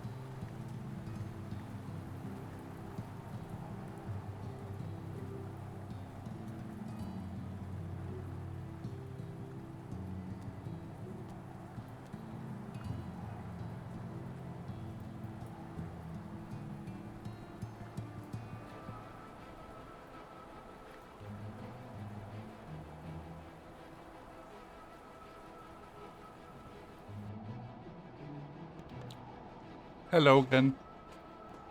Greetings, friend. And you? And to you too, Martha. I presume you're here to talk, here to ask after Venton couldn't help overhearing you earlier. Or in your early exchange. Well, yes. Yes, well, with both begun Yulmar once for later, should no one as to the challenge to you, the city could very well collapse. He came here seeking vengeance counsel and hoped that he would, and hoped that we could build a better Yulmar together. And that is still my wish. Given how abominably you were mistreated there, still, I will quite understand if you choose not to help. Very not, Master Chai.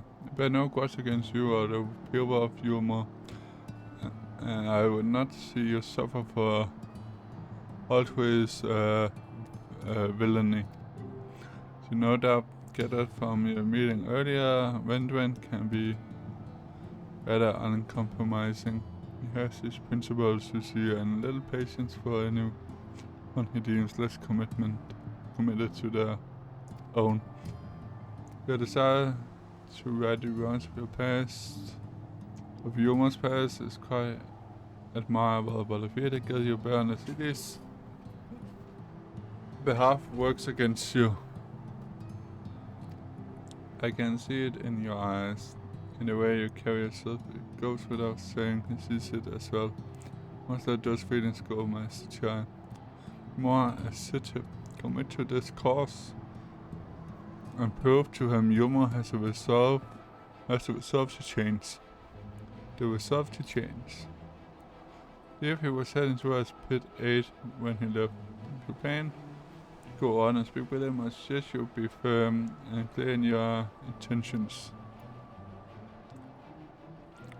Well, to Pit 8 we shall go, and I will not take a no for an answer, not even a maybe.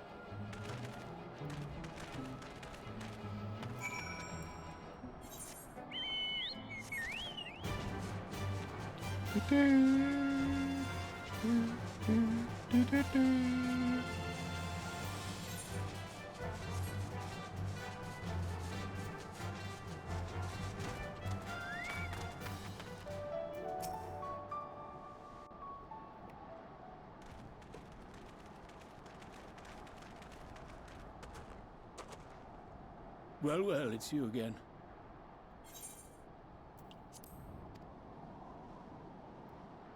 Well, I see you've invited your friends. Need them to fight your battles for you, do you?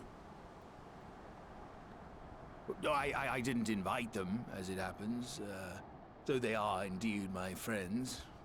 Well, not only mine, but every true Yulmoran's. They are the ones who awakened us to the truth, to Lord Forthry's villainy, the famous warriors of darkness. Are they now? Yes, they are. It would be no exaggeration to call them our saviors. We owe much and more to their kindness, but we cannot depend on that kindness forever. To do so would be a little different from entrusting our affairs to Lord Forthry. Nay, we must learn to stand on our own 2 feet.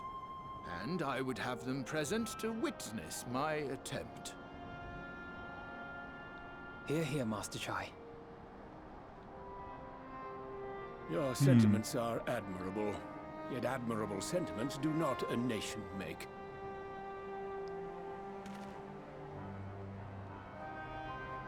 In my capacity as advisor, I once strove to build a better Yulmar.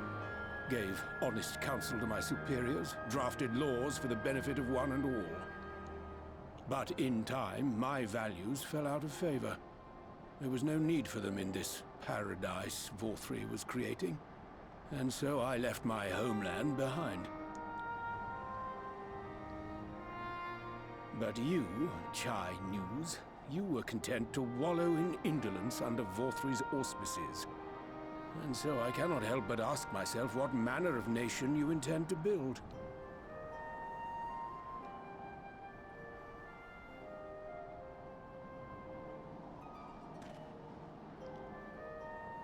I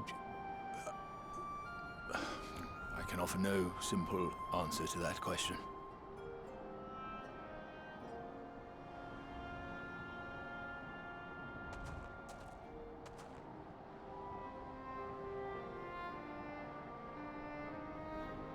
But this much I will say. It is my hope that Yulmore can become a nation which her citizens might freely choose to build together.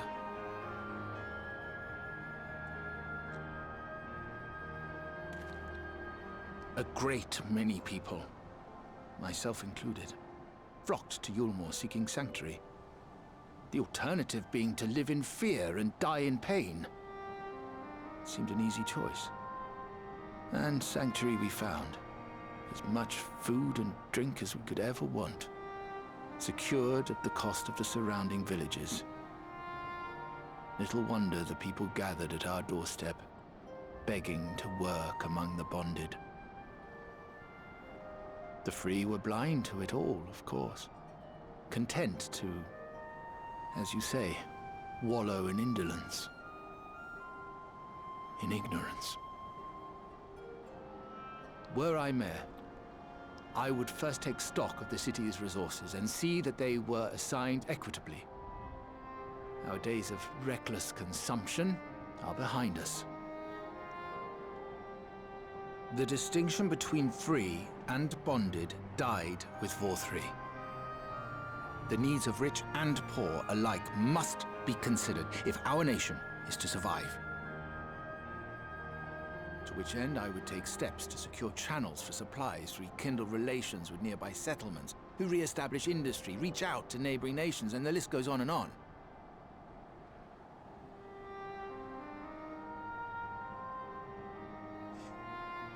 But I am no ruler, nor even a politician. I am an entrepreneur. My expertise lie in planning and profit. I haven't the knowledge or experience to run a nation. Please, Rendon, will you not help me? Together, we could solve the city's problems.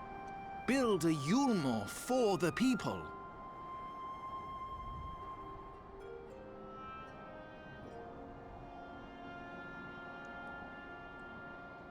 A Yulmore for the people.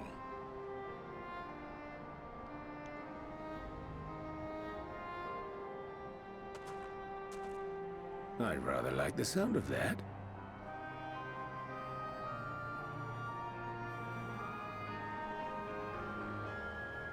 But before I offer you my counsel, I would be certain of your ability to perform the duties of office. You would? You ask me to help you solve Yulmore's problems. But first, I would see you solve one on your own. Accomplish that, and you will prove both to me and the people that you are a man worth following. Whoop.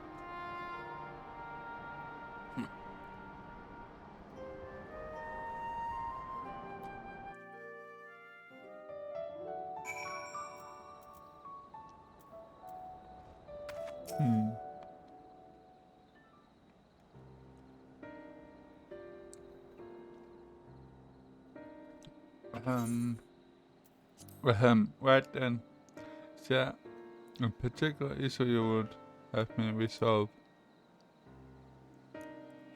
You seem to have constructed an assessment of problems Yulmore now faces. I assume you will agree, therefore, that the matter of delivering food stores is the most pressing.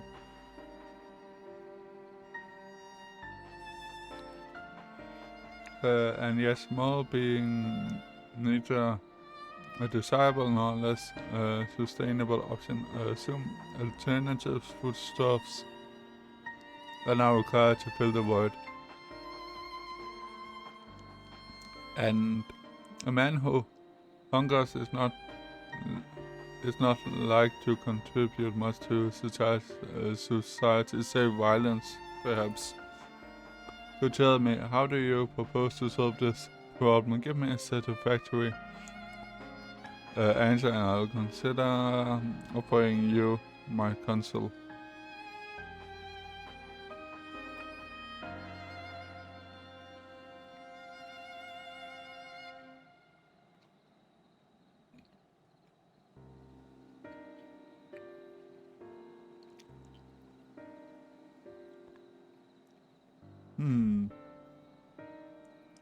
A combination of measures would seem to be in order. One addressed the imminent issue of supply and another that of production. Go on. For the present, Yulmor's coffer can be used to preserve food from our neighbors. This would afford us time to address the underlying problem that affects us all. The long-standing neglect of agriculture. The villages that once served as sources of trade for foodstuff must be repopulated. A means of production restored. This assumes, of course, that we can rekindle relations with our neighbors, guarantee security and stability in the region, and most importantly, find people willingly to leave the city and take up the rebuilding effort. My, think of that all by yourself, did you? Well, yes, it began as a rather abstract plan I drafted some time ago. After speaking with the people of Yulmor and the nearby settlements. You impressed me, Janus. Oh, I have? Well, that is a relief. Oh, you haven't secured my support just yet. Only my attention. Grand plans will not be enough to persuade the masses. If you would ask them to rebuild, you must provide them the means to do so.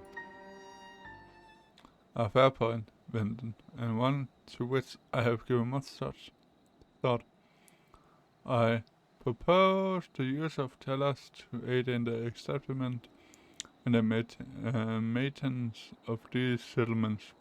The employment should actively improve efficiency and ultimately increase production. Tellers, but the Yellowstone was closed the doors years ago without a ready supply of necessary equipment. The people would starve before your plans could be put into effect. Well, as the heir to Della Stoneworks, it just so happens that tellers are my field of expertise. Welcome back, Noob. And with a little help, I'm certain we can acquire what we need in no time at all.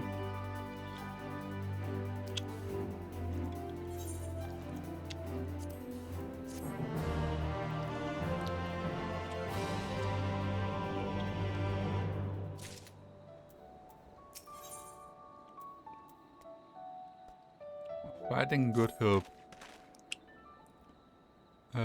Vengeance is required, but building tellers and stretch will require time we simply do not have.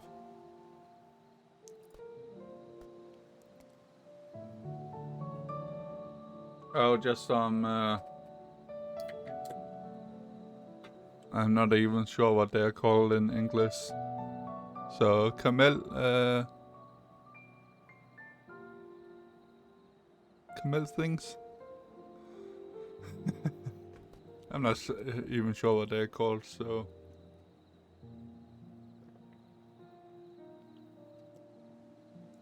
And cheers, noob!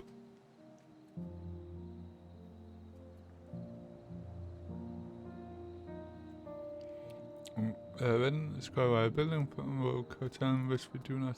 Which is where I propose to make use of the long abandoned tellers which render the wilds of Eorzea. they will need to be deactivated, of course, and if memory serves, the tools required to do so should still be a tough one. Come with me.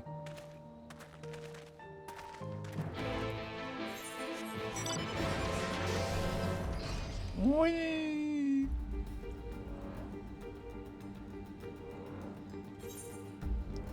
Ba ba ba ba ba ba ba ba ba ba ba.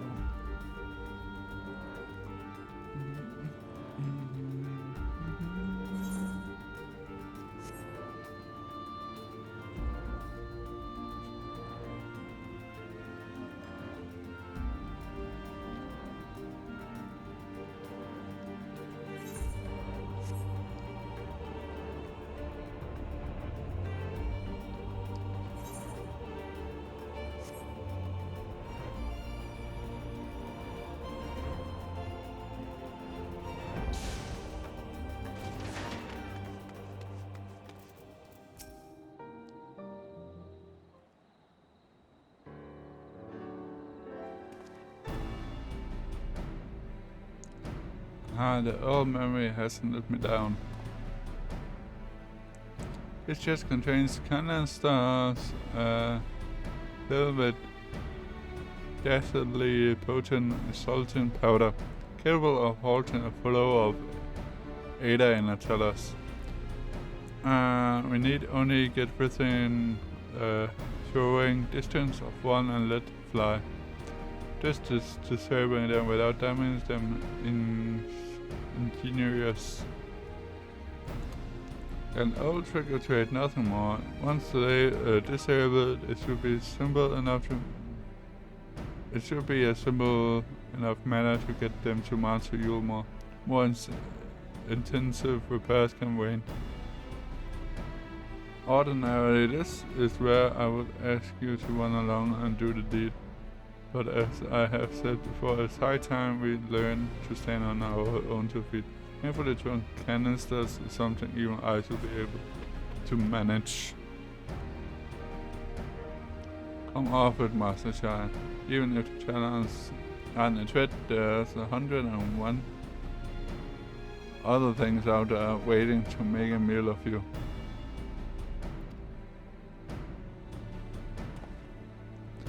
That is maybe the case here, but Redden tells me we're solving this problem and I will not sit idly by while others risk everything to see my hair-braided schemes realized.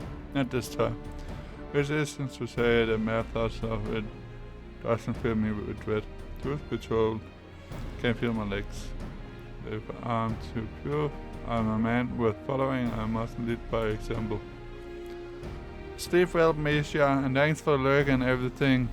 Sleep well. Well said, Master Child. Yeah, alright, but if there's any trouble, we call it off.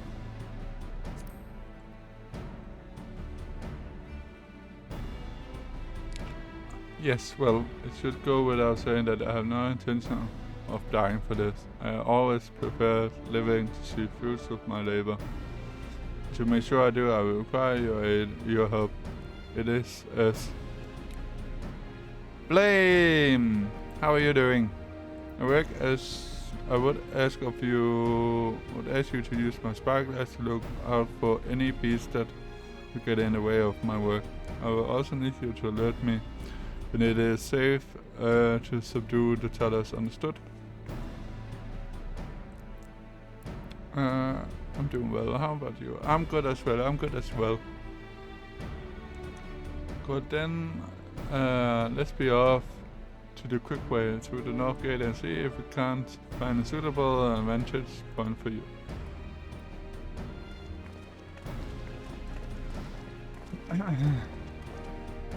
I'm good. Chilling with some Final Fantasy here tonight. So yeah. Keep a lookout for danger and alert channels when it is safe to intercept the tellers. You may move the spyglasses as well as human point the spyglasses and signal to sneak near the tellers.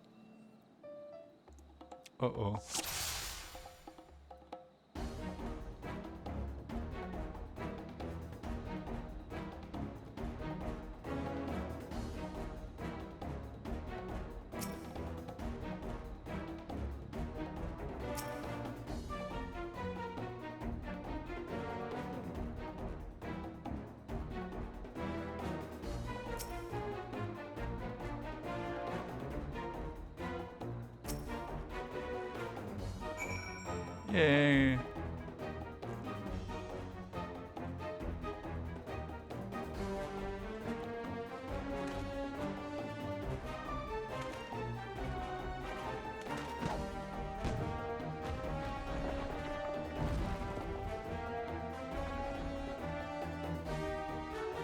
I did it. I did it. Let's move on to another teller, shall we?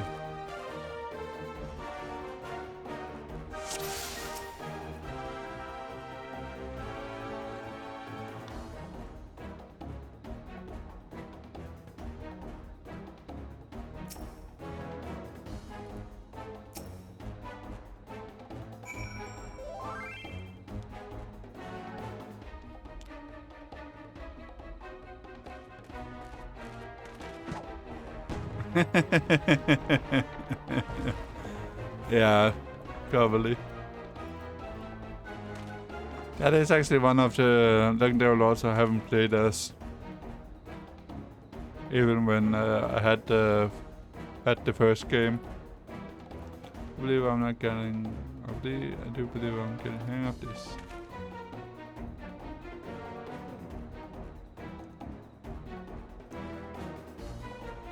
May leave the next one to me.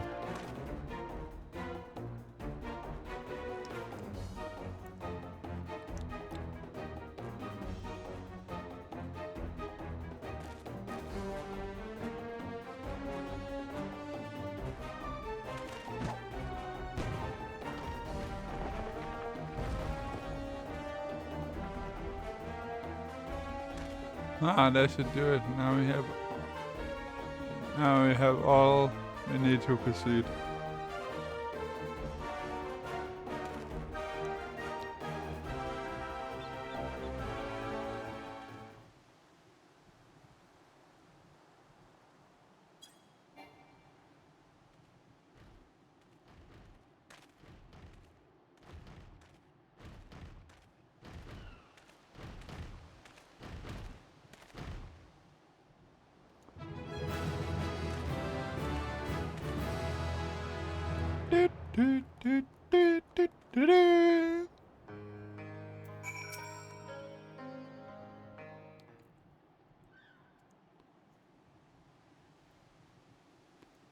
I can scarcely believe it. It was reckless, full experience, but somehow it worked.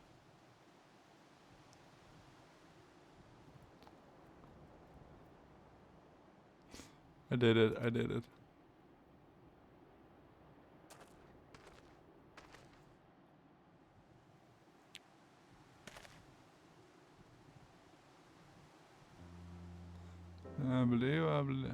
I believe I owe you an apology.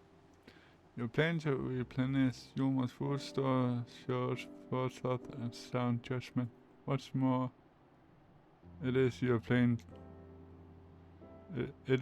your time at Dial Stoneworks has equipped you to lead. It's evidenced by the extraordinary company you keep. You sir, are more than qualified to be the next mayor of Yuma. And thank you for your vote of comment, but the fact remains I am wholly ignorant of the world of politics. This is why I would ask you to join me and grant Yuma the benefit of your counsel. I would be honored. Yay! And the people behold these fellows. I have no doubt they will need your support. It would seem Yuma's leadership is at least in capable hands, will not agree. Should probably be getting back to Masachaya after your ticket with the tellers and all that. And your chair is very sick.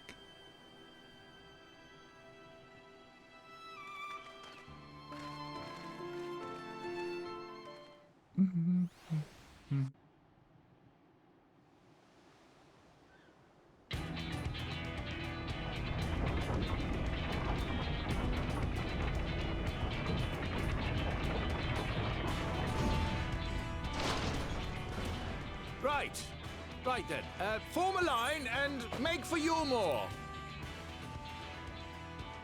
How long can he keep his hand there?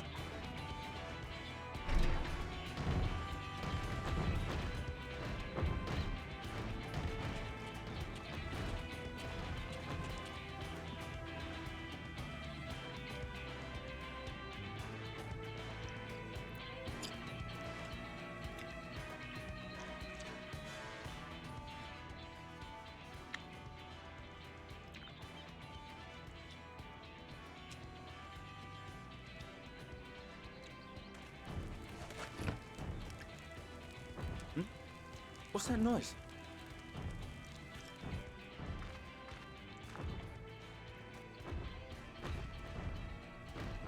Wicked White! Runaway Talos! Call the guard!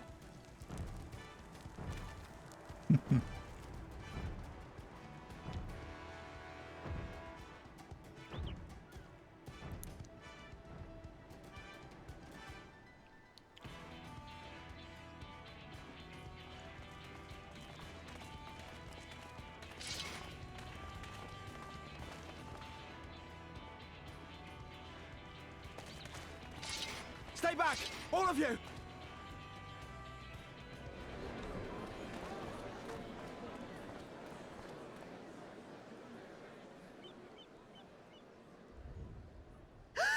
Is that...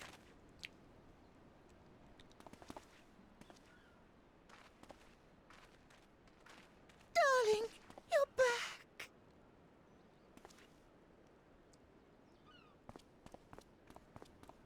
But of course I'm back. You didn't see. Dearest, I can't. Oh.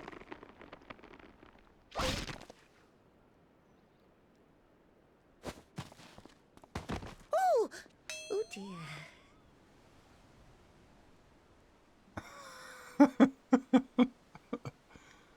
That is what you call a hawk. Oh, thank you. I'm sorry, my darling. It's just the sight of you filled me with such joy, I couldn't help myself. Oh, no, it's all right, dear. I should have just come out and said what it was I was intending instead of entrusting the task to a hastily scribbled letter. Does that mean you'll do it? Well, I'm here, aren't I? I mean, not that my absence signified any unwillingness, you understand? Oh, no, naught could be further from the truth. I only left to enlist the aid of the former mayor's senior advisor. And now that I have it, I believe I am ready to take office. Oh, how wonderful! Yay!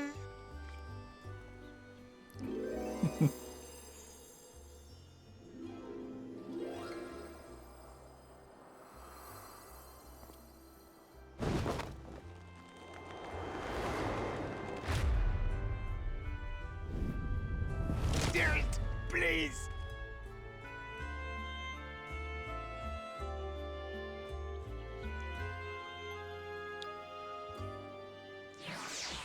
He needs a halo close by him.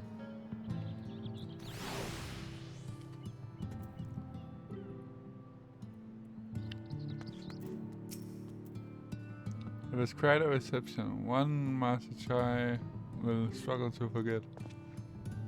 More serious to a survival of Talatus sees the public's attention.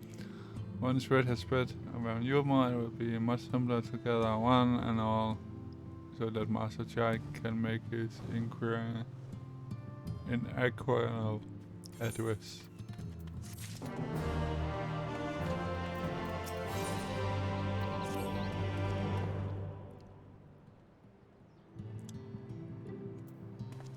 Indeed, dear. No need to fret. No, I have never felt better. Not at all overwhelmed by the prospect of addressing the assembled masses of Yulmore. As for where to do it, we are to accommodate everyone most feasibly wish to attend. I suppose the only last place that would be Emergent. Then I will go and spread the word among the citizens, both free and bonded, that they are to assemble there to meet their new mayor. And you there, Casey Wizard, will you go and inform the residents of Gateout and the dialects? Of course I will. Good lad. I will let the guard know not to bar the way to Ultri's chambers. It goes without saying that I expect the warrior of darkness to attend as soon as he's able. Might as well hit wood to the bitter end. The doorman at the council will show you up.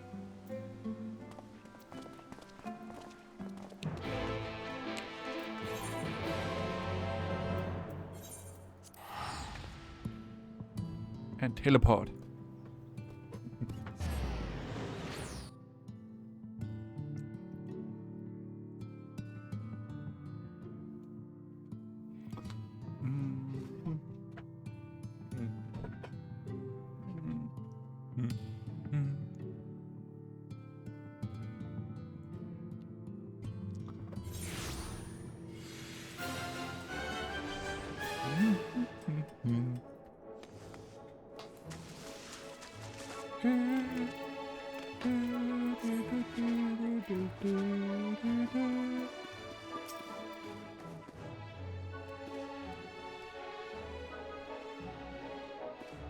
Oh, I love this sword.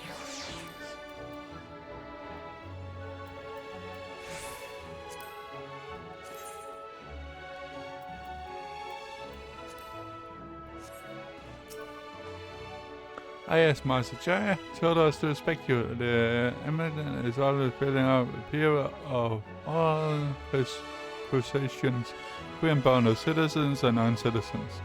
But for you, our guest of honor, we have reserved a place at the front. Right this way, miss.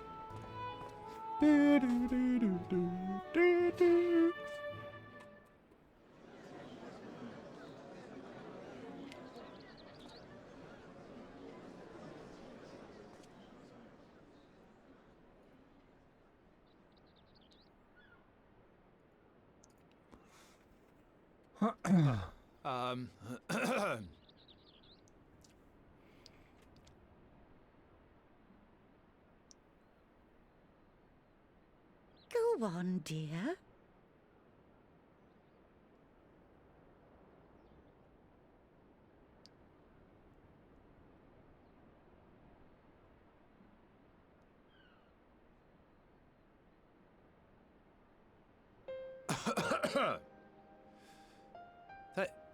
Thank you all for gathering here today.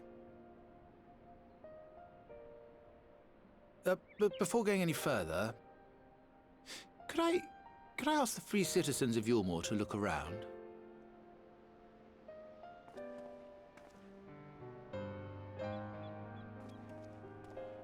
"'Tis a sight none of us would ever have seen under Lord Forthree's rule.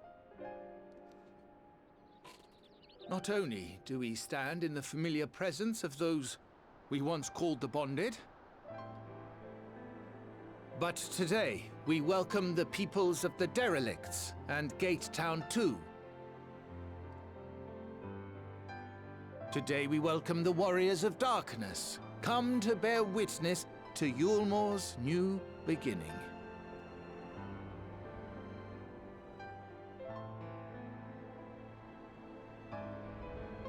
As you know, an election was recently held, at the end of which I had the honor of being chosen to succeed Lord Forthree. You place great faith in me, and I promise to do my utmost to live up to your expectations, and I will seek always to carry out the duties of this office with integrity and fairness.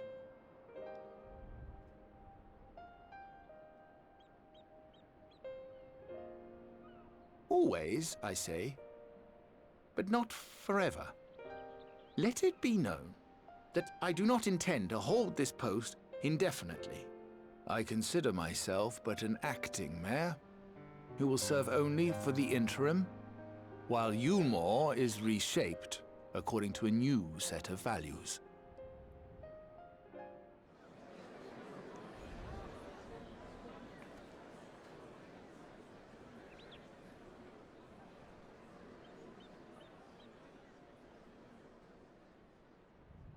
No longer can we think of ourselves as divided, as the free and the bonded, citizens and non-citizens.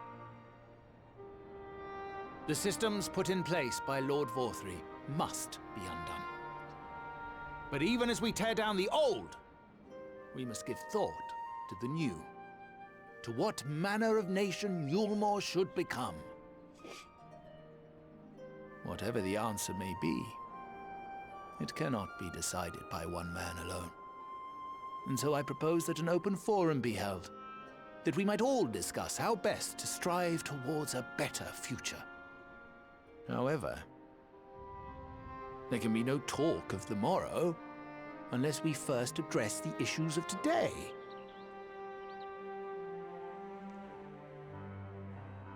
Securing new sources of food, rebuilding relations with our neighbors, re-establishing industry. There is much and more that needs to be done.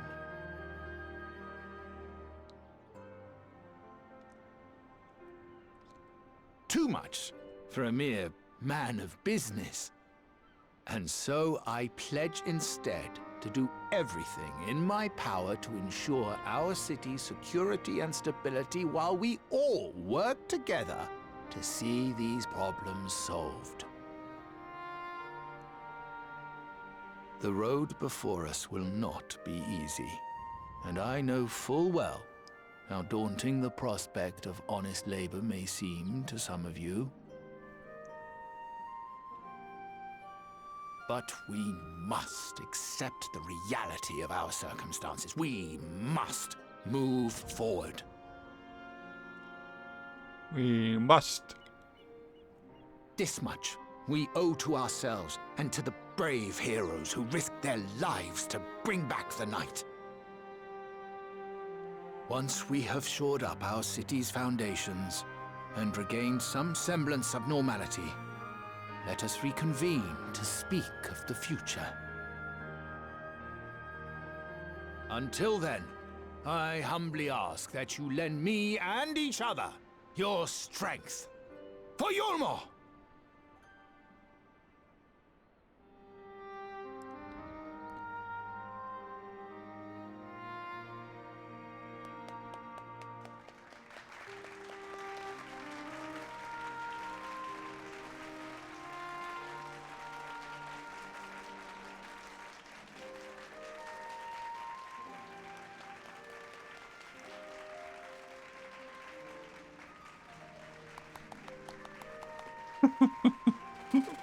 Oh, that clap.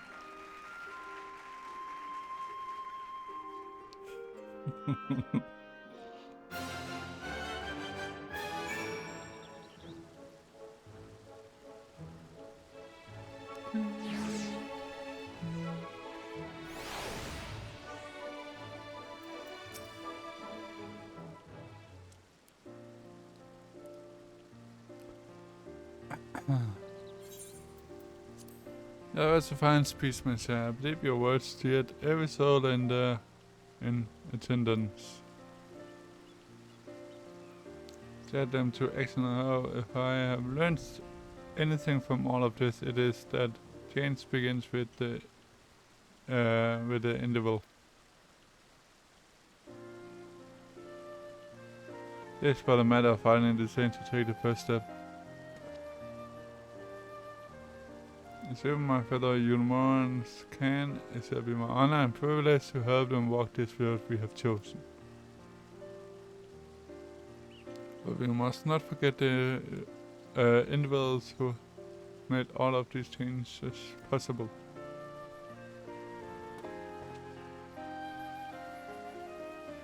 Had within my power, I would crow a tribute to your heroism into the very stone upon which the city stands.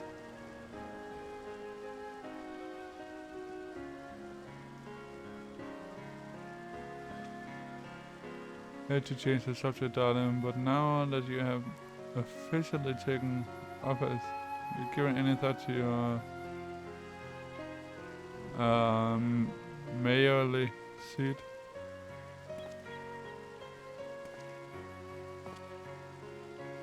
Will not be moving into the immigrant days. It's too big for one thing, and too far from the people for another. We will retain our current resistance, and I will govern here in the parlor. I'm showing at the setup. I much prefer the view from the parlor. Begging your pardon, Master Chime, but have you got time for a word?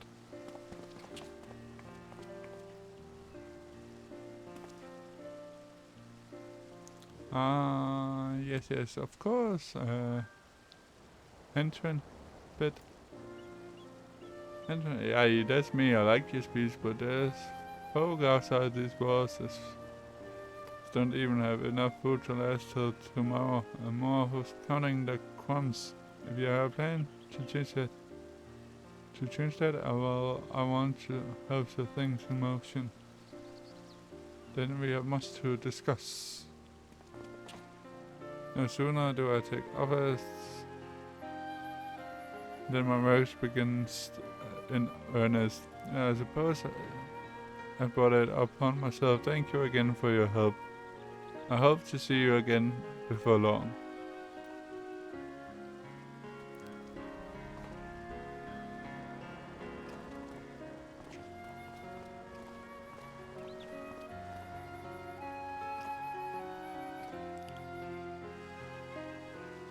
But I don't know what it means exactly, but I do know I got plenty to think about.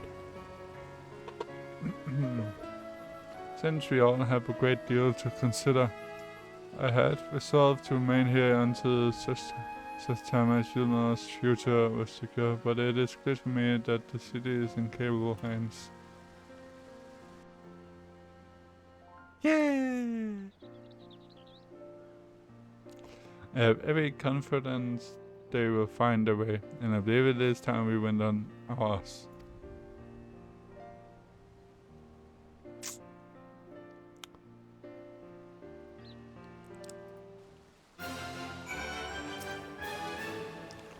So Athena's leaving too. It seems like everyone's moving on, everything's changing. I've been thinking about what I should do in all this. Like I told you, I spent most of my time dreaming about living here with my friends in paradise.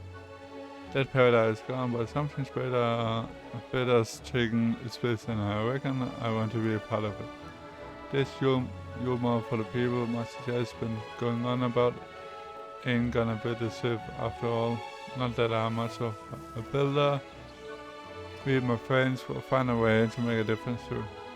Help keep things changing for the better. A far nobler dream than one to which you clung before, and one I am happy to say we share. Whatever path you choose, I will pray for your success. Well, when you put it like that, there's no going back now, is there? Got a few ideas on how we can do our bit. Doesn't matter of taking the first step.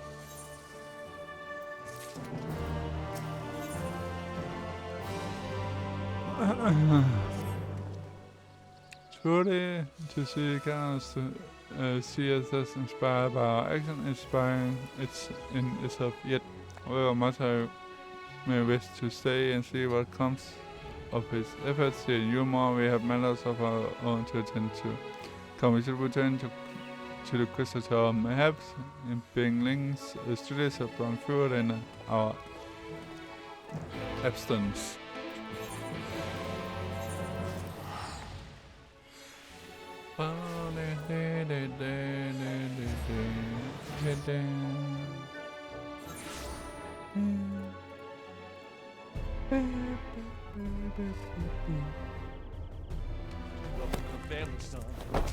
Seems good.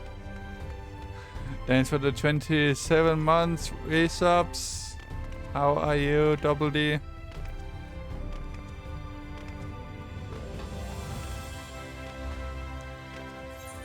Let's into the crystal tower. Apex working on the other screen. Nice. How's that going?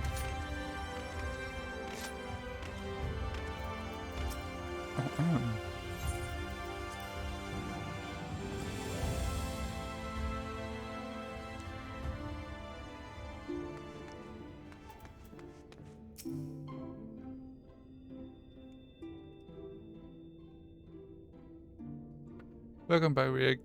We are given to understand a new mayor has taken office in Eorzea.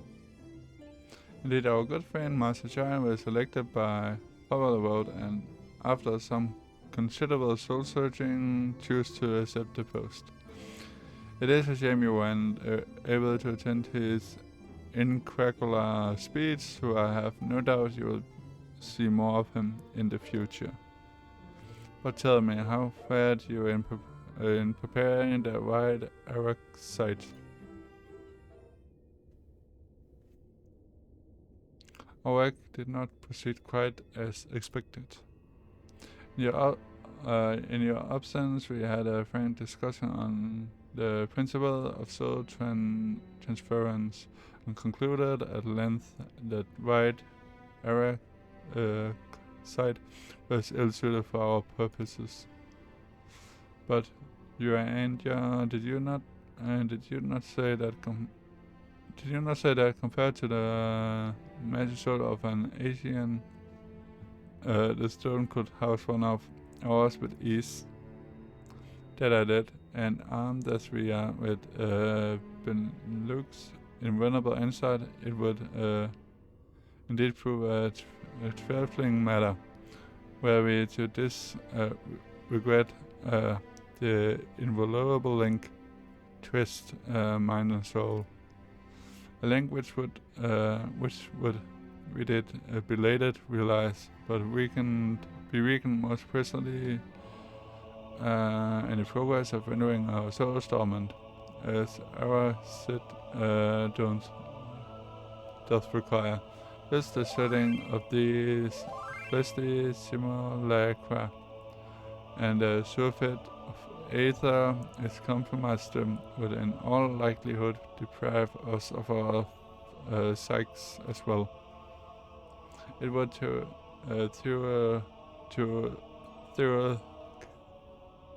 theoretically be possible to channel our minds into the other side instead, but we would more than likely sacrifice the souls in the process. This is why we have abandoned that plan and instead devoted our time to finding a means by which mind and soul might be transported together. Then we are no closer to a solution than when we first began. It is vexing conundrum indeed, but one for which the Crystal Exarch has persisted a most intriguing solution. When our discussions turned to the transference of memories and the psyche, I could not help but be reminded of a technique with which I have personal experience. Do you recall what we learned of my eyes from our encounter with Daga and Uni? Speak of the royal eye of the Alamican imperial line, gifted to my forebears through blood and memories of the ancient elegance. It is by this gift that I am able to control the crystal tower. If we are to gain an understanding of the technology by which the elegants were able to accomplish this transference, perhaps then we could keep mind and soul together.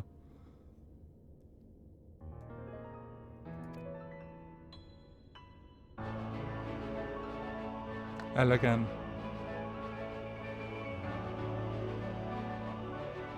Did I say Alamingan? I probably did. Oof. Imagine, if you will, there was like onto a soul crystal replete not only with our worldly memories, but also the bountiful energies of the soul. Yeah, for the first one. Oh, oof. That is our current avenue of investigation, and we will follow it wheresoever it leads. Cheers now for the hydrate.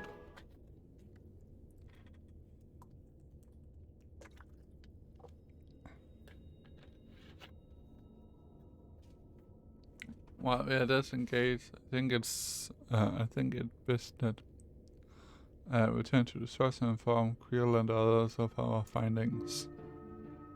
Agreed. I mentioned Taturu will be relieved to hear we have made progress of a sort. Then I will beg leave to rely our findings onto Tanquid and Win, and to assist where I may in the investigation of the empty. Yes, please do. Should we have need of your counsel, we will not hesitate to summon you.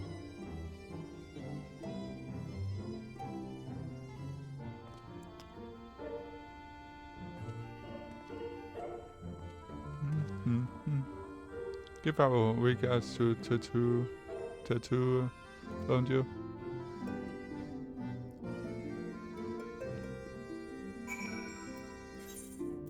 And back to the source we go.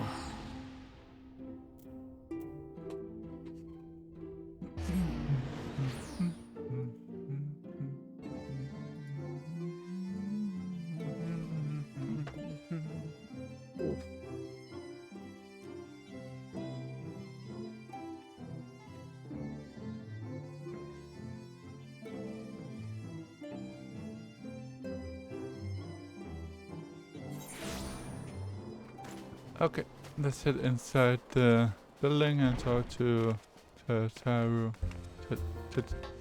Taru? Names. It's the worst.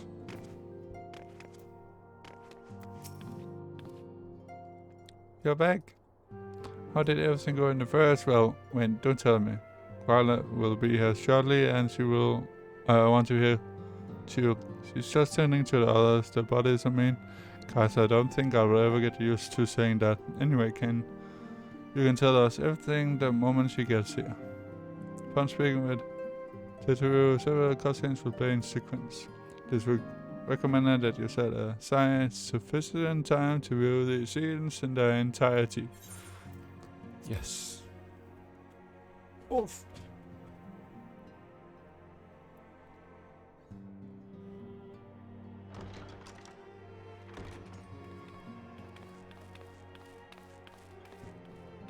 Sorry to keep you waiting. I've carried out the treatment as per Master Matoya's instructions. It should slow the destabilization of their corporeal ether quite significantly. But tell me, how fare our friends in the first?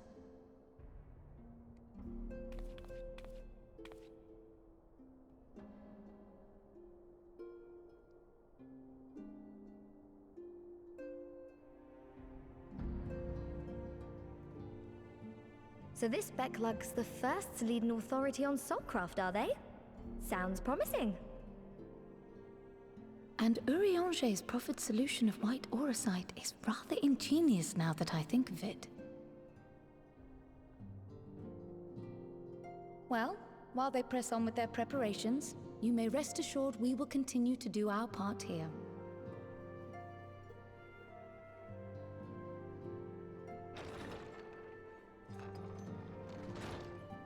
Oh, you're back.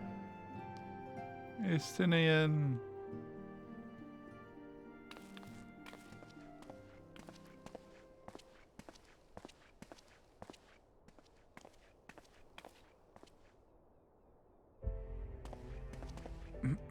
And none the worse for wear, I see.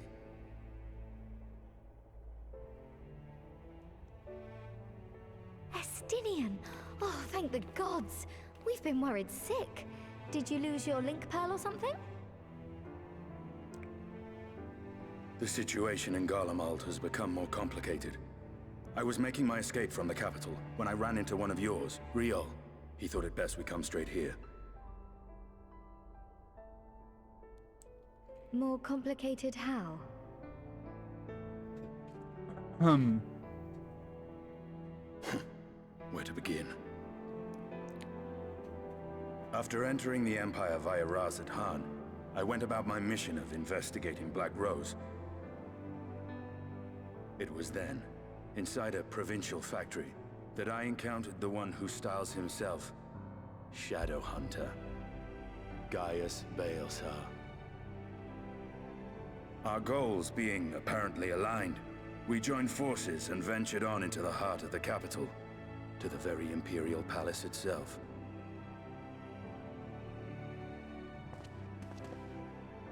There, we found a man whom all assumed dead.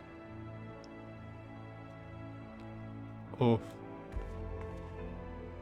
But his soul lives on, and he has wrested back his flesh. Xenos Ye Galvas.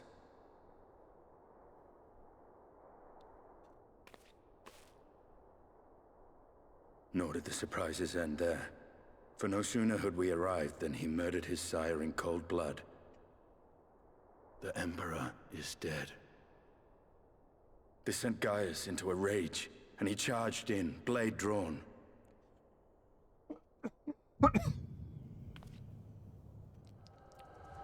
What's wrong?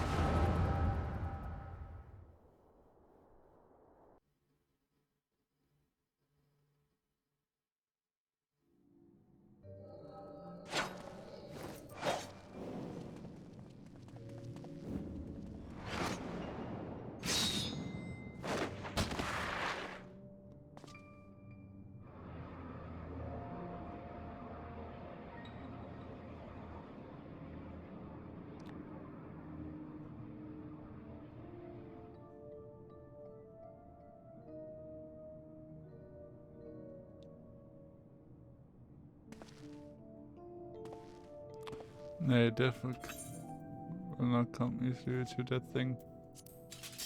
For what good it will do.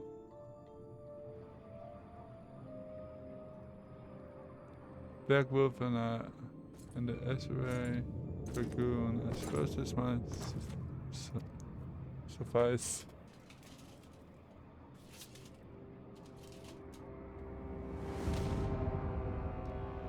Come then.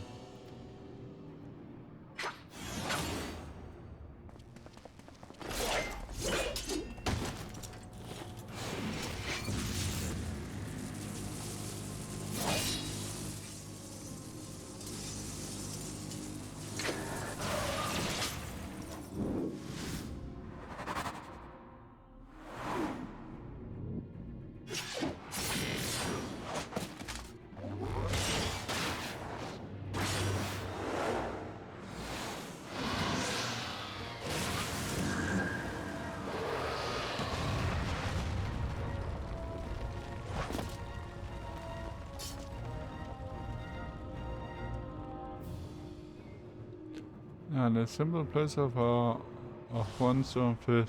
Sure, there's no place like home. Abomination. There he is. There's barely a match for him if we stay here much longer. Emperor Civilians, are you alright? Where are our welcome?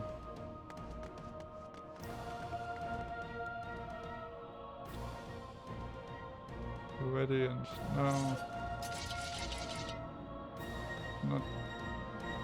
Not even the most men of spot will conspire to bore me. I have no cause to remain. I'll leave this vermin to you.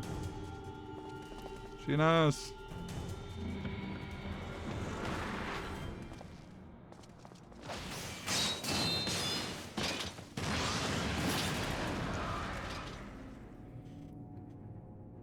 Oof.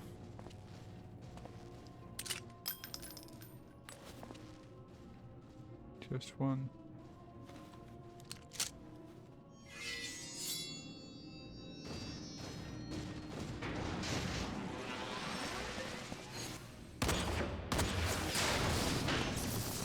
Boom.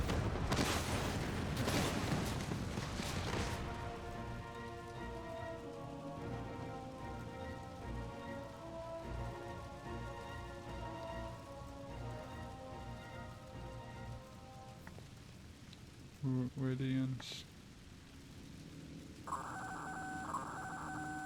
Intruders have taken flight. Every feet intruders have taken flight. They're all available magic check armor. We cannot let them escape. Oof. Big oofs.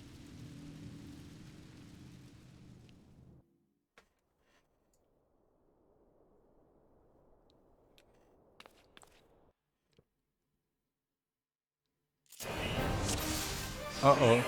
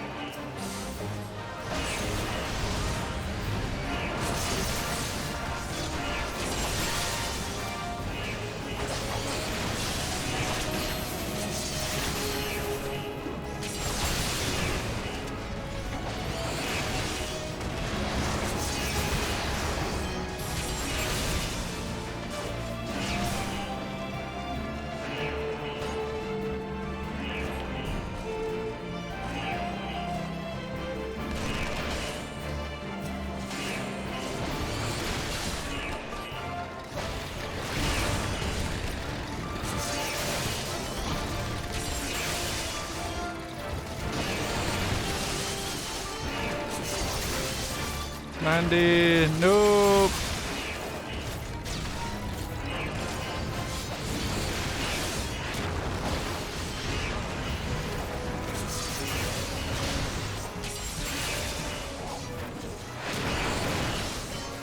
Oh, I'm not even sure. Oh, okay. After this battle, I have a feeling my courage in this descent. What did you add?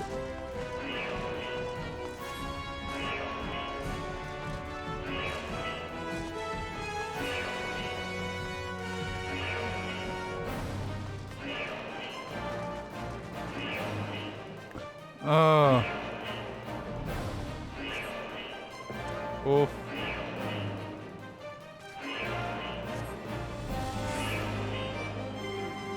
Yeah, stay safe.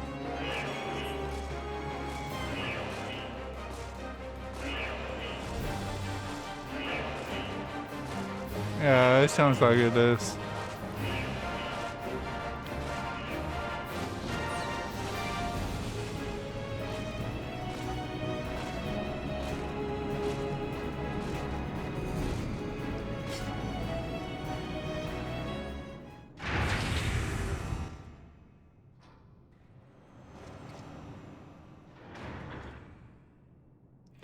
Oh well, someone's been busy. I hate having to pick between enjoying games and watching people. I can understand.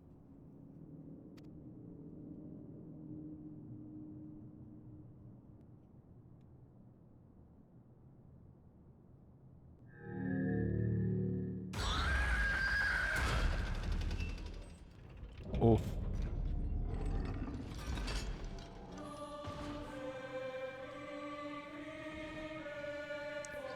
And would you bam away with you, so be it.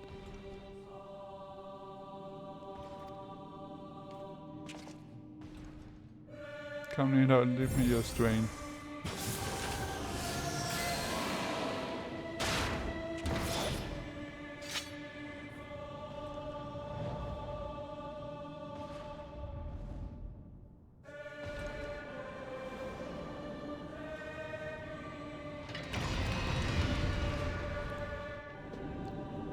Uh-oh.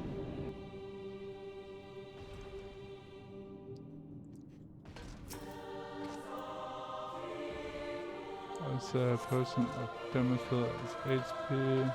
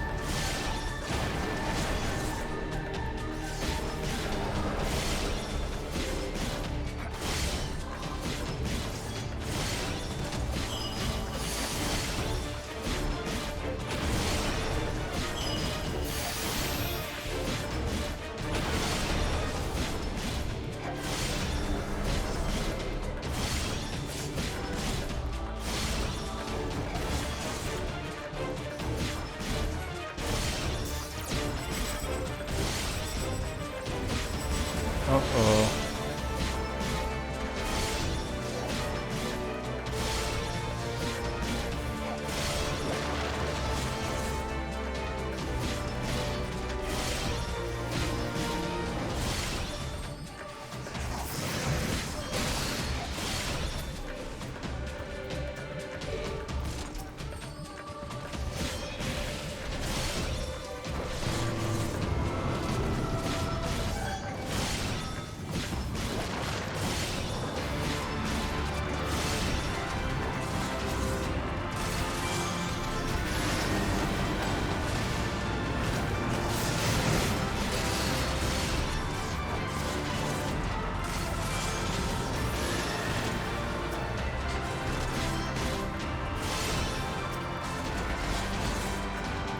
No. Okay, it's actually quite low. It's fall down, so I thought it was longer.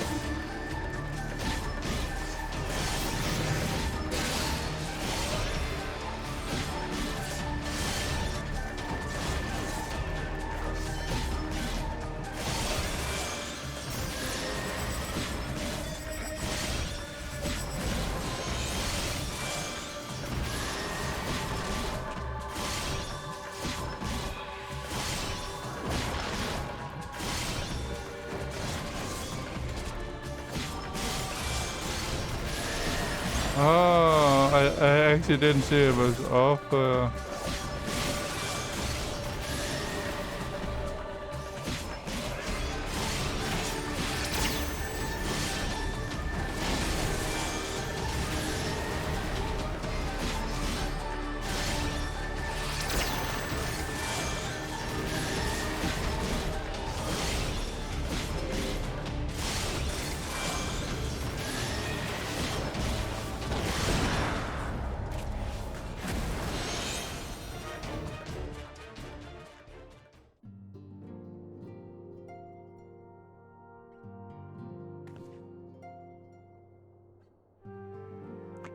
Off.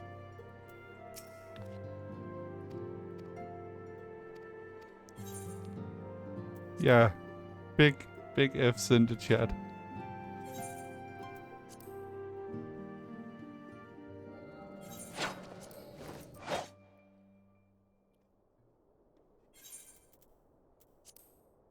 It's just a very so.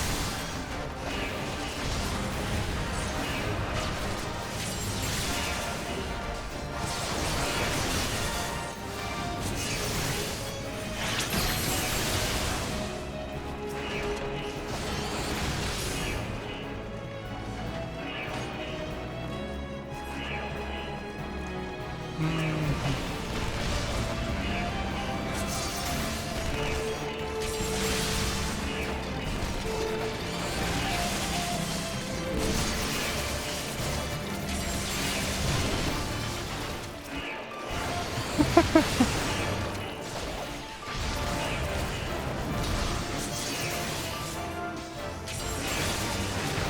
that because it reminds you of a certain enemy type in Destiny logic?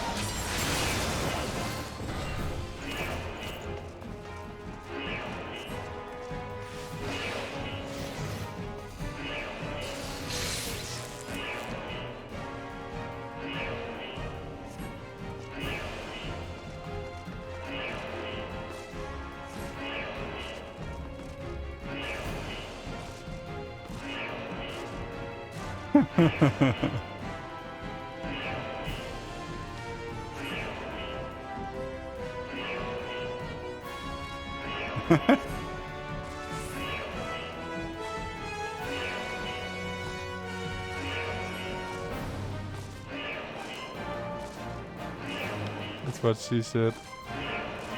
Oh.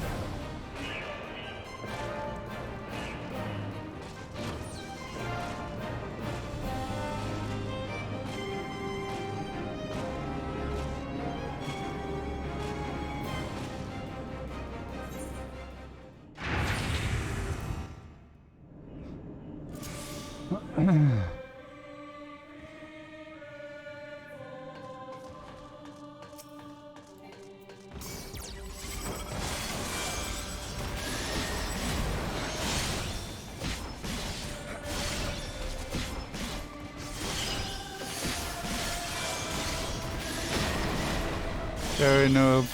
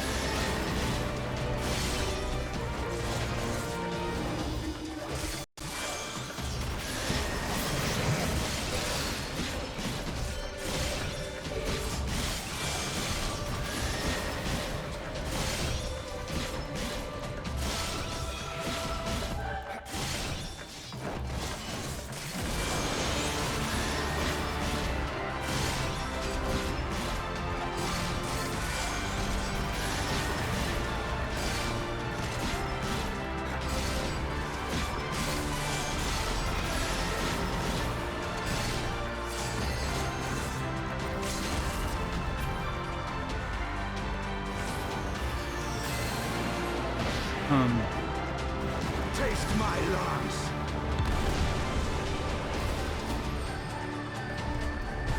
Off. Big offs.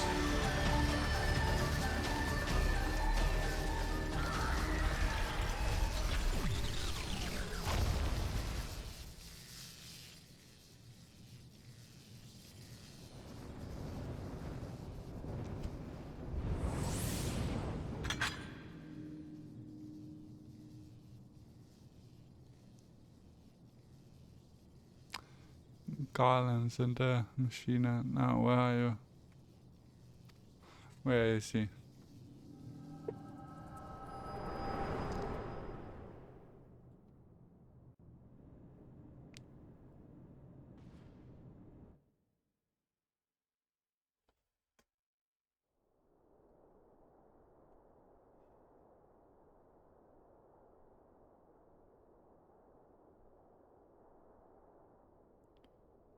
Are you all right?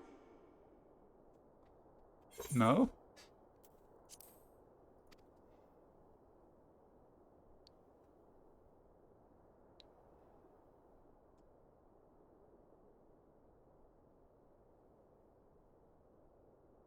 Peer into my past, did you?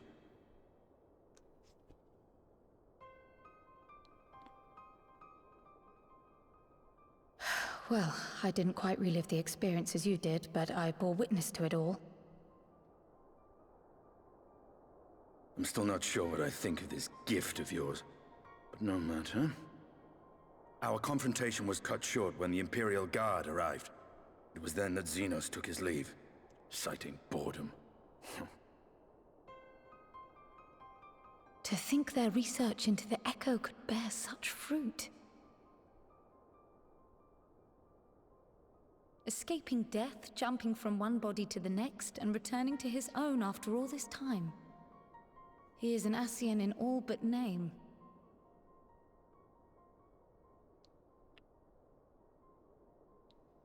It beggars belief, aye. But no more than a hero traversing the rift between worlds.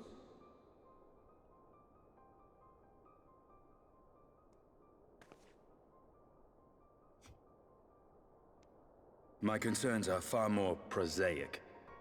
With the Emperor dead and the Crown Prince missing, the Empire is in disarray. Until order is restored, assuming it even possible, we needn't fear an Imperial reprisal. And for reasons of his own, Xenos took it upon himself to rid the world of Black Rose. Riol has already gone to apprise the Alliance leaders of these developments. We may leave the matter in their hands for now. For now. Then perhaps we have seen the last of the fighting at Gimlet. Though, if it comes to civil war, I cannot help but fear for the provinces.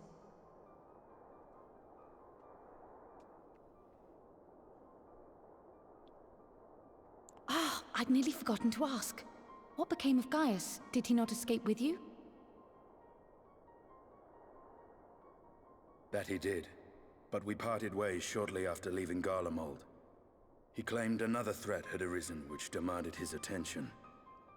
He didn't elaborate, but the absence of some device or other in the capital gave him reason to believe they're planning something.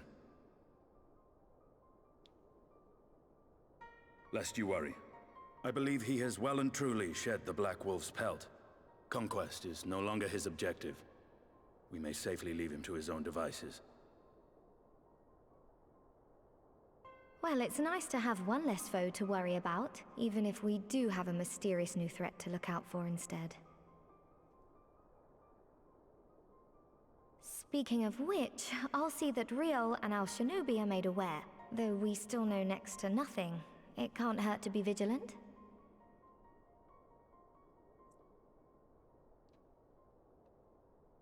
Well then, with Black Rose nipped in the bud, I believe I've fulfilled my part of the bargain.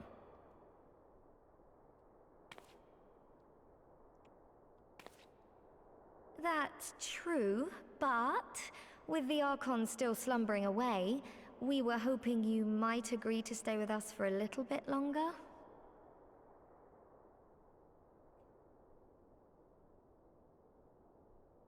Sorry, but I'm not inclined to extend my contract. Gaius isn't the only one with business to attend to.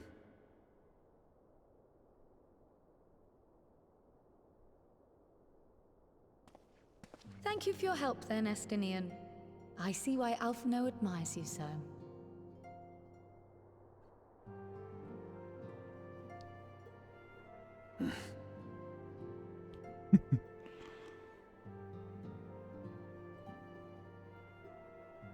Farewell, my friend. See that you don't make a habit of dozing off in battle.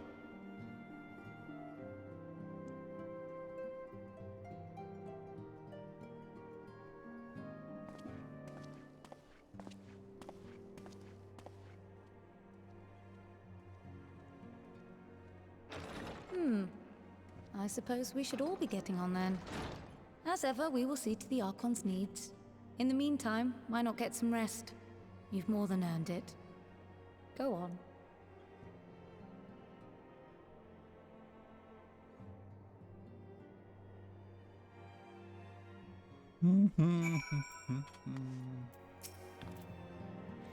Must be Shadow after all. That hopping back and forth between worlds. Why not stay here and rest for a while? I'm sure Big Luke can manage without you. You got enough science to help them if you ask me.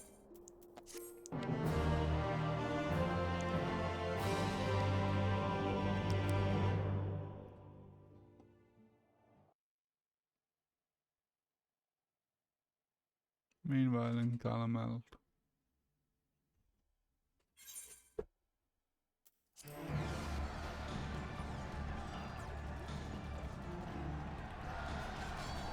Traitors, you dare to deny Lord Nava the throne.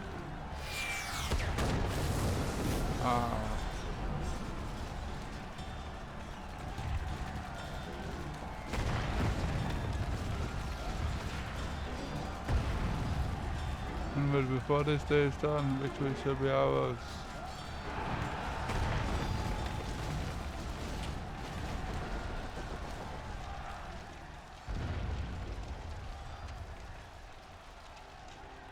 Welcome back.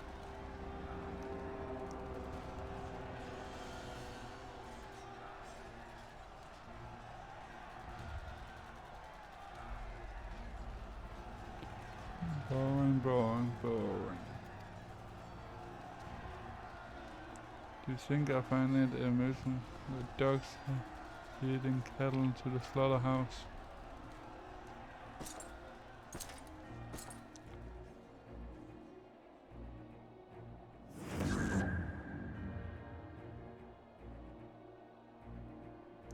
That who your soul is? Who are you?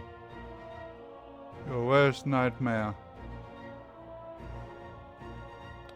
For your majesty I am but another dog lost in wonder of a new master. Hunting dog if you choose to visit. For I know full well the prey you would seek next. Zodiac.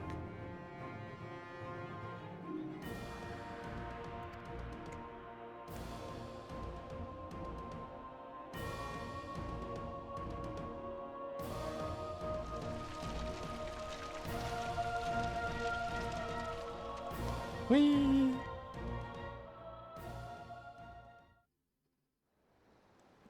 A jacket potato with cheese and beans. Ooh.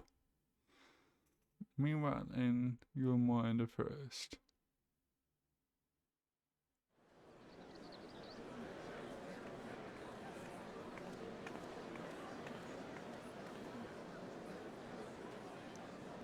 Did you hear the majors reopening the Dahlia's stonework and their local labors? They are struggling resettling some of the old abandoned villages to even laying and free tellers to help anyone willing to make the move. Free tellers did best get packing. Steady work, broad and lodging. If that's not a recipe for hope, I don't know what is.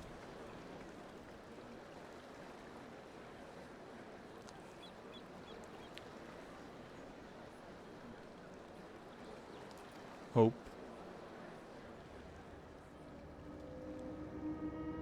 Oh. Yes. So long as I yet left, see that feeble flame we kindled.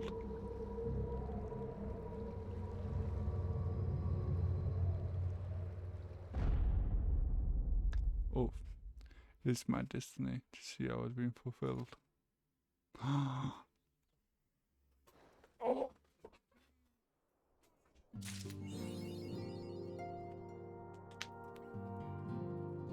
And with that, it's the end of this stream of big cliffhanger there until Friday. So you're Asian off. But yeah, let's see who is online that we can send you lovely people over to. And Dane's Cast is the name for the raid earlier, and Double D for the 27 months resub. And thanks everyone else for being in the chat as well. You can see Lead Sound is online with some Silent Hill, so I think I will rate him. But yeah, like I said, we will be continuing this on Friday. If there's coming some streams in between, I'm not sure, but we'll be continuing the story on Friday at least. And I'll probably be going a bit longer than I did today as well. But apart from that, take care everyone, and see you next time.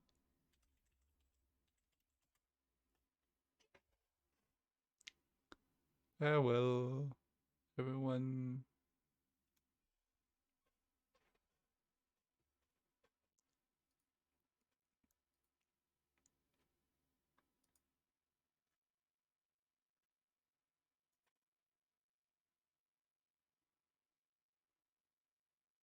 We're in the other world.